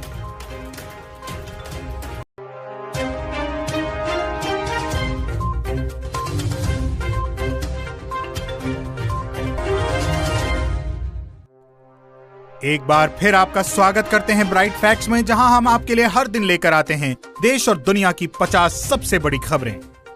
दोस्तों आज देश से बहुत बड़ी बड़ी खबरें निकल कर आ रही हैं जो आपके लिए जानना बेहद जरूरी हैं। तो इस वीडियो को शुरू से लेकर आखिर तक जरूर देखिएगा। तो आइए बिना देरी के शुरू करते हैं आज की खबरों का सिलसिला और जानते हैं आज की 50 बड़ी खबरें सिर्फ 10 मिनट में। देश में लगातार दूसरे दिन बढ़े कोरोना के मामले। पिछले 24 घंटे में दर्ज किए गए 3,62,406 नए केस और गई 4,205 लोगों की जान। ICMR ने दी सरकार को सलाह, कहा कोरोना से देश को बचाना है तो लगाना जरूरी है 2 महीने का सख्त लॉकडाउन। दिल्ली, बिहार, यूपी समेत कई राज्यों में बदला मौसम। आज भी आंधी तूफान के साथ बारिश की चेतावनी हुई जारी। कोरोना के बीच यूपी के नोएडा में शराब के ठेके पर भारी भीड़ देखकर कार्यवाही करने के बजाय पुलिस ने 8 पेटी शराब लेकर खुद मनाई पार्टी, सभी किए गए सस्पेंड। सऊदी अरब से दान में चावल की बोरियां लेकर लौटे पाकिस्तान के PM इमरान खान, जनता ने कहा कुछ तो शर्म करो। टूट रहे कर्फ्यू के नियम। ईद की खरीदारी के लिए फिरोजाबाद से काशी तक बाजारों में दिखी भारी भीड़। घरों से निकलने के साथ साथ गले मिलने और हाथ मिलाने पर ईद के दिन रहेगी पाबंदी। पुलिस ड्रोन कैमरा से करेगी निगरानी। 31 मई तक ताजमहल, कुतुब मीनार समेत बंद रहेंगे सभी बड़े स्मारक। कोरोना को देख सरकार ने लिया बड़ा फैसला। कोरोना काल में एक बार फिर टीवी पर जल्द शुरू होगी रामानंद सागर की रामायण। कोरोना काल में अनाथ हुए बच्चों के लिए शिवराज सरकार का बड़ा ऐलान, हर महीने देगी 5,000 रुपए की पेंशन। 2 दिन कम रहने के बाद देश में फिर बढ़े कोरोना के मामले। दक्षिण भारत में तेजी से बढ़ रहे हैं मामले। दिल्ली में बीते 24 घंटे में कोरोना के 13,287 नए मामले सामने आए और हुई 300 मरीजों की मौत। झारखंड में 2 हफ्तों के लिए बढ़ा लॉकडाउन। बसें नहीं चलेंगी और विवाह में सिर्फ 11 लोग ही हो सकेंगे शामिल। पंजाब और हरियाणा के गांवों में कोरोना की बढ़ती रफ्तार से बढ़ी सरकार की टेंशन। अब घर घर जाकर किए जाएंगे लोगों के कोरोना टेस्ट। हिमाचल में हुई भारी बारिश, कहीं ओले गिरे तो कहीं जमकर बरसे बादल। महाराष्ट्र में बीते 24 घंटे में मिले 46,781 नए कोरोना संक्रमित और 816 मरीजों ने तोड़ा दम। देहरादून में चालान कटा तो पुलिस पर भड़की लड़की, कहा कोरोना के नाम पर लूटते हो तुम सब।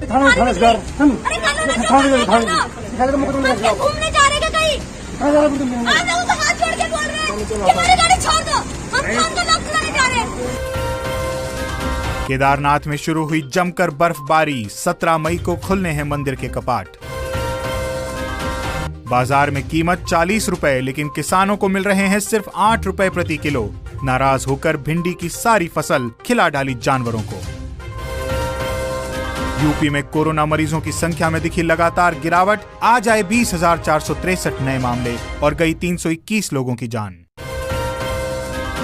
मध्य प्रदेश में शराब की होम डिलीवरी हुई शुरू।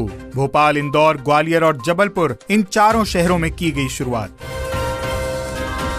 झारखंड में दिखा लॉकडाउन का असर, एक दिन में मिले कोरोना के 4,362 मामले और हुई 97 लोगों की मौत।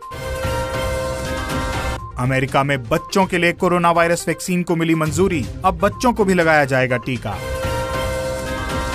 देश में जुलाई से दूर होगा वैक्सीन का संकट, वैक्सीन बनाने वाली कंपनी भारत बायोटेक और सीरम इंस्टीट्यूट ने सरकार को दिया भरोसा।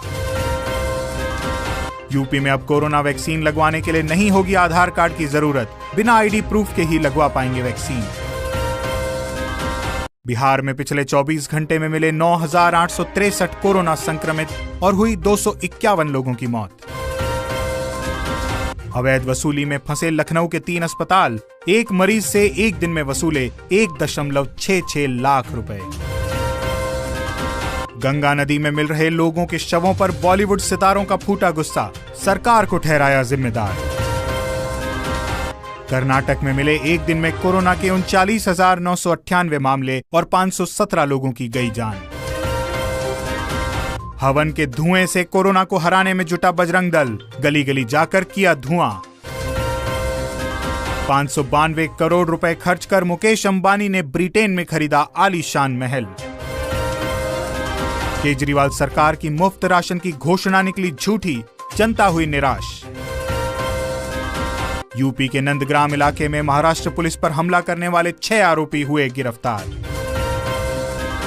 तमिलनाडु में कोरोना ड्यूटी के दौरान मारे गए 43 हेल्थ वर्कर्स के परिजनों को मिला 25-25 लाख का मुआवजा। पिछले एक दिन में गुजरात में मिले कोरोना के 11,017 नए मरीज और हुई 102 की मौत। हरियाणा में एक दिन में मिले कोरोना के 12,718 नए मामले और हुई 161 की मौत। दिल्ली से छतरपुर जा रही प्राइवेट बस पलटी, 1 दर्जन से ज्यादा यात्री हुए घायल, 2 की हुई मौत। 4 धाम सड़क चौड़ीकरण पर 14 मई को सुप्रीम कोर्ट करेगा सुनवाई। छत्तीसगढ़ में कोरोना संक्रमण के 9,717 नए मामले आए सामने और 199 लोगों की हुई मौत। पश्चिम बंगाल में हुआ बड़ा खेला, भाजपा के 2 विधायकों ने इस्तीफा दिया, संख्या घटकर हुई 77 से 75। आईसीयू बेड नहीं मिलने पर हुआ मुकेश खन्ना की बहन का कोरोना से निधन, बोले मैं पहली बार जिंदगी में हिल गया हूं। आरबीआई ने दी गुड न्यूज, 6 महीने में 32.29 अरब डॉलर बढ़ा भारत में विदेशी मुद्रा भंडार। मध्य प्रदेश में कोरोना वायरस के मिले 8,970 नए मामले और हुई 84 लोगों की मौत। राजस्थान में कोरोना की रफ्तार अब भी जारी, 24 घंटे में आए 16,083 नए मामले और हुई 169 की मौत। अखिलेश यादव बोले पंचायत चुनाव की ड्यूटी में लगे जिन लोगों की कोरोना से मौत हुई उन्हें 1 करोड़ मुआवजा दे सरकार। केरल में कोरोना हुआ बेकाबू, बीते 24 घंटे में कोरोना के मिले 43,529 नए मामले, 95 लोगों की हुई मौत। बिहार से अगली खबर, पूर्व मंत्री और राजद नेता रामविचार राय का हुआ कोरोना से निधन। इजराइल और हमास के बीच तेज हुई हिंसा, यूएन ने जताई बड़े युद्ध की आशंका। राहुल गांधी ने फिर साधा पीएम मोदी पर निशाना, बोले वैक्सीन ऑक्सीजन के साथ अब प्रधानमंत्री भी हुए गायब। यूपी में ऑक्सीजन इंजेक्शन के बाद अब प्लाज्मा की कालाबाजारी करते 2 किए गए गिरफ्तार। तो दोस्तों आज की खबरों में बस इतना ही। अगर आपको ये खबरें पसंद आई तो वीडियो को जरूर लाइक करें। साथ ही अगर आप ये खबरें हर दिन अपने मोबाइल पर देखना चाहते हैं तो नीचे दिए गए इस लाल बटन को दबाकर चैनल को जरूर सब्सक्राइब करें। साथ ही साइड में दिए गए उस बेल बटन को दबाकर ऑल पर क्लिक जरूर करें ताकि आपको सभी खबरें आपके मोबाइल पर मिलती रहें। वायरस कई दिनों तक जीवित रह सकता है, लेकिन ध्यान यही रखना है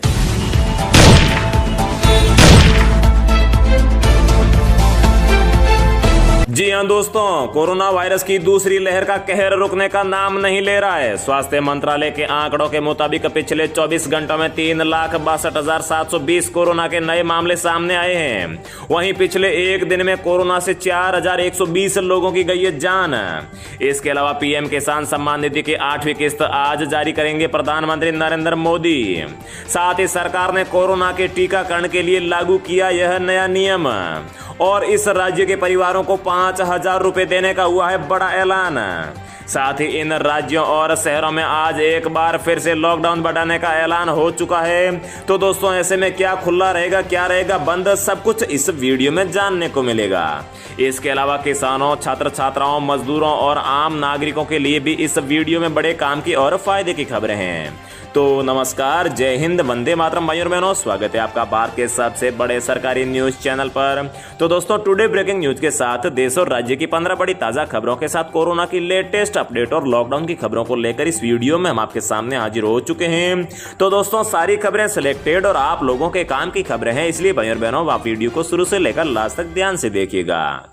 आज की पहली बड़ी खबर की बात करें तो 19 जिलों के 100 जिलाधिकारियों के साथ चर्चा करेंगे पीएम मोदी। बैठक में मुख्यमंत्री भी रहेंगे मौजूद। जी हां भाइयों और बहनों, प्रधानमंत्री नरेंद्र मोदी उन 100 जिलों के जिलाधिकारियों के साथ चर्चा करेंगे जहां कोरोना वायरस के केस अधिक है। पीएम मोदी 2 दिन 19 राज्यों के 100 जिलाधिकारियों के साथ चर्चा करेंगे। 18 मई को 9 राज्यों के 46 जिलाधिकारियों के साथ चर्चा करेंगे। वहीं 20 मई को 10 राज्यों के 54 जिलाधिकारियों के साथ बैठक करेंगे और इस बैठक में मुख्यमंत्री भी शामिल होंगे। अगली बड़ी खबर की बात करें तो पीएम किसान सम्मान निधि की 8वीं किस्त आज जारी करेंगे प्रधानमंत्री नरेंद्र मोदी। जी हां भाइयों और बहनों, सभी देश के किसानों के लिए बहुत ही बड़ी खुशखबरी आ चुकी है। देश भर के किसानों को प्रधानमंत्री नरेंद्र मोदी एक बार फिर सौगात देने जा रहे हैं। पीएम मोदी शुक्रवार यानी आज प्रधानमंत्री किसान सम्मान निधि स्कीम की 8वीं किस्त के तौर पर 9 करोड़ 50 लाख लाभार्थी किसान परिवारों के लिए 19,000 करोड़ रुपए की राशि जारी करेंगे। प्रधानमंत्री कार्यालय की ओर से जारी एक बयान में कहा गया है कि प्रधानमंत्री वीडियो कॉन्फ्रेंसिंग के माध्यम से आयोजित एक कार्यक्रम में पीएम किसान सम्मान निधि की राशि जारी करेंगे और लाभार्थियों से बातचीत भी करेंगे। इस अवसर पर केंद्रीय कृषि मंत्री नरेंद्र सिंह तोमर भी उपस्थित रहेंगे। अगली बड़ी खबर की बात करें तो दोस्तों महाराष्ट्र में 1 जून तक बढ़ा लॉकडाउन, एंट्री के लिए RT-PCR रिपोर्ट भी जरूरी।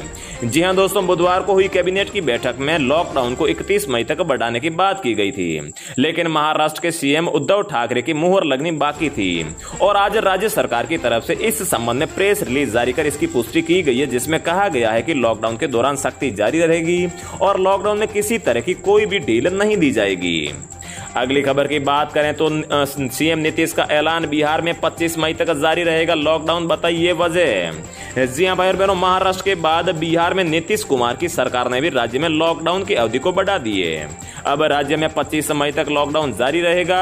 आज कोरोना की स्थिति की समीक्षा बैठक के बाद में नीतीश कुमार ने सहयोगियों और राज्य के आला अधिकारियों के साथ वीडियो कॉन्फ्रेंसिंग के जरिए हालात का जायजा लिया, जिसके बाद में यह फैसला लिया गया है कि बिहार में 16 मई से 25 मई तक लॉकडाउन को बढ़ा दिया जाए। सीएम नीतीश ने ट्वीट करके जानकारी दी है और लॉकडाउन के पीछे की वजह बताते हुए कहा है कि लॉकडाउन की वजह से ही कोरोना के मामलों में कमी आई है और कोरोना महामारी को नियंत्रित करने के लिए लॉकडाउन की सख्ती बेहद जरूरी है। और दोस्तों आजकल हर कोई व्यक्ति चाहता है कि उसे अपने गांव, जिले या फिर राज्य की हर खबर समय पर मिलती रहे। तो दोस्तों अगर आप भी यही चाहते हैं तो कमेंट में अपने गांव, जिले या फिर राज्य का नाम जरूर डाल दीजिए। तो दोस्तों अगली खबर पर चलने से पहले आप चैनल को सब्सक्राइब कर लीजिए और साथ ही में वीडियो को एक लाइक भी जरूर कर दीजिए। नेक्स्ट अपडेट की बात करें तो कोरोना से उबरने के बाद पुरुषों के निजी अंगों पर हो रहा है असर, शोध में किया गया है दावा।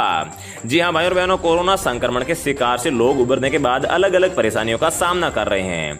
एक तरफ कुछ लोगों को आंखों में सूजन, गले में दर्द या फिर हेडेक जैसी परेशानी है, तो कुछ लोगों के निजी अंगों में कोरोना का असर दिखाई दे रहा है। एक रिपोर्ट के मुताबिक पुरुषों के इरेक्टाइल डिस्फंक्शन की परेशानी आ रही है, जिसकी वजह से उनकी निजी जिंदगी प्रभावित हो रही है। शोध के मुताबिक पुरुषों के जननांग में मौजूद इरेक्टाइल कोशिकाओं पर कोरोना वायरस हमले कर रहे हैं, जिसकी वजह से पुरुषों की यौन क्षमता पर असर पड़ रहा है। मियामी यूनिवर्सिटी के शोधकर्ताओं ने 2 पुरुषों के जननांग की स्कैनिंग की और शोध में जो जानकारी मिली है उसके मुताबिक कोरोना वायरस इरेक्टाइल सेल्स में घर बना लिया था, जिसकी वजह से पुरुषों की यौन क्षमता कम हो रही है। अगली बड़ी खबर की बात करें तो दोस्तों, गंगा नदी में लगातार मिल रही है लाशें। मानवाधिकार आयोग ने केंद्र, उत्तर प्रदेश और बिहार राज्यों को भेजा है नोटिस। जी हां भाई और बहनों, मानवाधिकार आयोग ने गुरुवार को इस मामले का संज्ञान लिया है कि उत्तर प्रदेश और बिहार में गंगा नदी में तैरते कई शव पाए गए हैं। इस संबंध में केंद्रीय जल शक्ति मंत्रालय और दोनों राज्यों को नोटिस जारी कर दिया गया है। इसमें 4 सप्ताह में कार्रवाई रिपोर्ट देने को कहा है। मानवाधिकार आयोग ने कहा है कि ऐसा गलत है कि प्रशासनिक अधिकारी जनता को जागरूक करने और गंगा नदी में अधजली या फिर बिना जली लाशों को बहाने से रोकने में असफल हुए हैं। आयोग ने बयान में कहा है कि इसने दोनों राज्यों के मुख्य सचिवों और केंद्रीय जल शक्ति मंत्रालय के सचिव को आज नोटिस जारी कर 4 सप्ताह में कार्रवाई करने की रिपोर्ट मांगी है। अगली खबर की बात करें तो दिल्ली में कोरोना इलाज के लिए अस्थायी अस्पताल का निर्माण शुरू। जी हां दोस्तों, दिल्ली में रामलीला मैदान में 500 आईसीयू का अस्थायी अस्पताल बनना शुरू हो चुका है। जीटीबी अस्पताल के अंतर हो रहा है संचालन और हॉस्पिटल में गंभीर मरीजों के लिए 100 बेड की सुविधा उपलब्ध है। जीटीबी के इमरजेंसी वार्ड के मरीजों को अस्थायी अस्पताल में भेज दिया जाएगा। नेक्स्ट अपडेट की बात करें तो कोरोना वैक्सीनेशन पर यूपी सरकार ने विवादित फैसला लिया वापस, अब आधार की बाध्यता खत्म। जी हां दोस्तों, उत्तर प्रदेश में अब 18 से लेकर 44 साल के लोगों के वैक्सीनेशन के लिए आधार और स्थायी निवास प्रमाण पत्र की बाध्यता नहीं होगी। अब यूपी में निवास करने का कोई भी डॉक्यूमेंट देने पर टीकाकरण किया जाएगा। यूपी में अब स्थायी और अस्थायी रूप से रहने वाले सभी लोगों का टीकाकरण होगा। आपको बता दें कि यूपी के 18 जिलों में से 18 साल से 44 साल के लोगों को कोरोना की वैक्सीन की डोज दी जा रही है। इस वजह से अभी वैक्सीनेशन रफ्तार नहीं पकड़ रही है। गांव में कोरोना के मामले तेजी से बढ़ते जा रहे हैं, लेकिन वैक्सीनेशन सिर्फ 18 जिलों में ही सीमित है। जिन जिलों में वैक्सीनेशन चल रहा है वहां पर भी लंबी लंबी लाइनें देखने को मिल रही है। अगली खबर की बात करें तो सीएम शिवराज सिंह का बड़ा ऐलान, कोविड से अनाथ हुए बच्चों का सहारा बनेगी एमपी सरकार। इनके परिवार को हर महीने देगी 5000 रुपए के पेंशन। जी हां दोस्तों, कोरोना महामारी के दौरान शिवराज सरकार ने एक बड़ा फैसला लिया है, जिसके अनुसार कोरोना संक्रमण जिन बच्चों के सर से माता पिता का साया छिन गया है, उन बच्चों का अभिभावक अब मध्य प्रदेश सरकार होगी। राज्य के सीएम शिवराज सिंह चौहान ने आज गुरुवार को बड़ा ऐलान करते हुए कोरोना संक्रमण में बेसहारा हुए बच्चों के जीवन यापन करने की जिम्मेदारी उठाई है।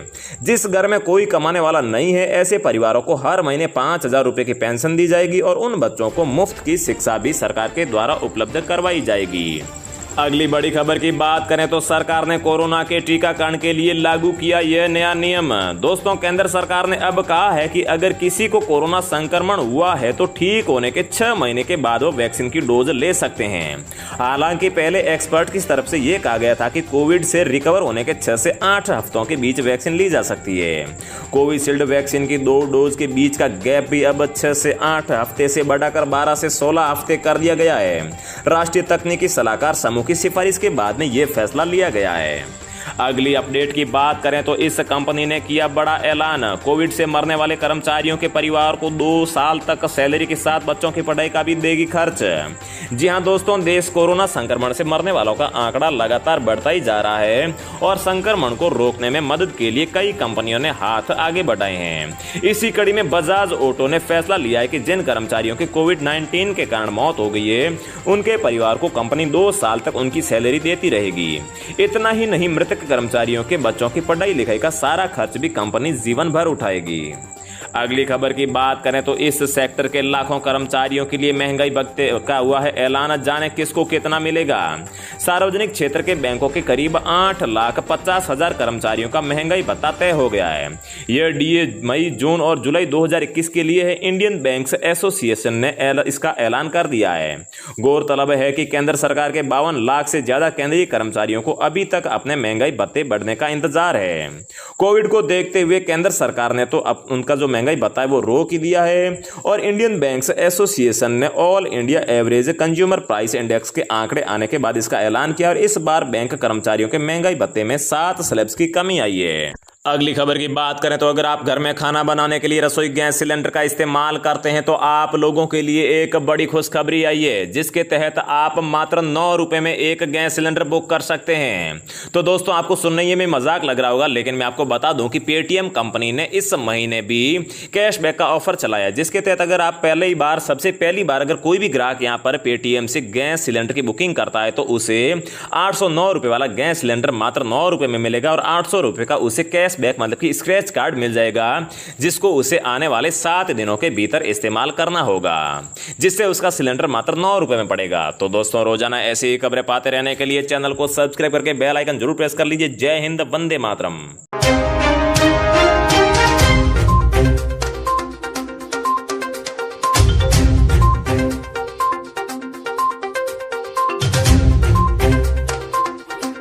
हेलो दोस्तों, नमस्कार, जय हिंद, वंदे मातरम। स्वागत है आप सभी का आपके अपने न्यूज़ चैनल में। देश और दुनिया की तमाम बड़ी खबरों को लेकर हम आपके सामने हाजिर हो चुके हैं, तो अंत तक बने रहिए हमारे इस वीडियो के साथ, क्योंकि यहाँ पे आपको मिलेगी वही सारी खबरें जो कि आपके लिए जानना ज़रूरी है। दोस्तों, सभी खबरें आपके लिए बहुत ही ज़्यादा महत्वपूर्ण होने वाली है, तो एक भी खबर को मिस नहीं कीजिएगा। इसके साथ साथ दोस्तों, वीडियो बनाने में हमें बहुत ही ज़्यादा मेहनत लगती है, तो वीडियो को एक लाइक ज़रूर करें और चैनल को सब्सक्राइब करना बिल्कुल न भूलें। तो चलिए बढ़ते हैं आज की बड़ी और महत्वपूर्ण खबरों की ओर। तो दोस्तों, सबसे पहले मैं आपको बता दूँ, बहुत ही महत्वपूर्ण खबर निकल कर जो आ रही है वह आपकी आ रही है। सरकार दूसरी कंपनियों को दे सकती है कोवैक्सीन बनाने की अनुमति। केंद्रीय मंत्री बोले 1.5 महीने में खत्म हो जाएगा टीका संकट। आइए जानते हैं इस पूरी खबर को। कोरोना वायरस के खिलाफ वैक्सीन को सबसे बड़ा हथियार माना जा रहा है और फिलहाल 18 साल से ज्यादा उम्र के लोगों को टीका लगाया जा रहा है, लेकिन कई राज्य वैक्सीन की कमी का सामना कर रहे हैं और लोगों को टीका नहीं मिल पा रहा है। वैक्सीन की कमी को दूर करने के लिए सरकार बड़ा कदम उठाने की तैयारी है। कोरोना वैक्सीन का उत्पादन बढ़ाने के लिए केंद्र सरकार दूसरी कंपनियों को कोवैक्सीन बनाने की अनुमति देने की तैयारी कर रही है। केंद्रीय रसायन एवं उर्वरक राज्य मंत्री मनसुख मांडविया ने कहा कि हम इसके लिए तैयार हैं और टीका बनाने वाली कंपनियों से बातचीत भी कर रहे हैं। वहीं दोस्तों, मैं आपको बता दूं,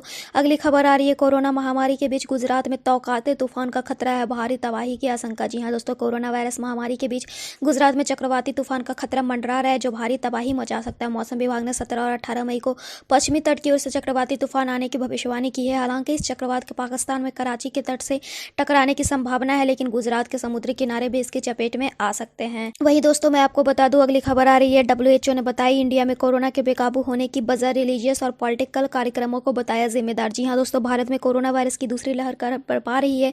पहली लहर के समय जहां केंद्र और राज्य सरकारों ने संक्रमण को काफी हद तक नियंत्रित कर लिया था, वहीं इस बार सभी प्रयास नाकाफी साबित हो रही है। हालांकि महामारी की रफ्तार थोड़ी धीमी जरूर हुई है, लेकिन खतरा भी बरकरार है। ऐसे में यह सवाल लाजमी है कि आखिर किस वजह से कोरोना भारत में बेकाबू हो गया। विश्व स्वास्थ्य संगठन ने अब इस सवाल का जवाब दिया। विश्व स्वास्थ्य संगठन ने बताया कि भारत के हालात को लेकर हाल ही में एक जोखिम मूल्यांकन किया गया।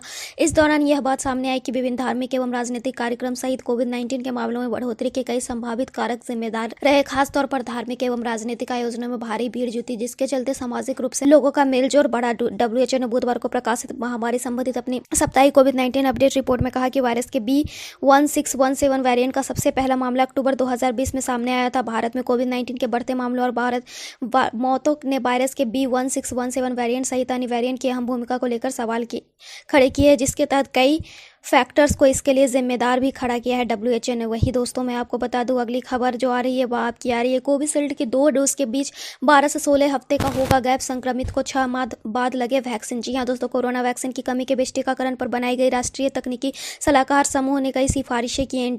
NTAGI का कहना है कि कोविशील्ड की 2 खुराक के बीच के अंतर को बढ़ाकर 12 से 16 सप्ताह किया जाए और कोरोना पॉजिटिव हुए लोगों को रिकवरी के 6 महीने के बाद वैक्सीन लगाई जाए।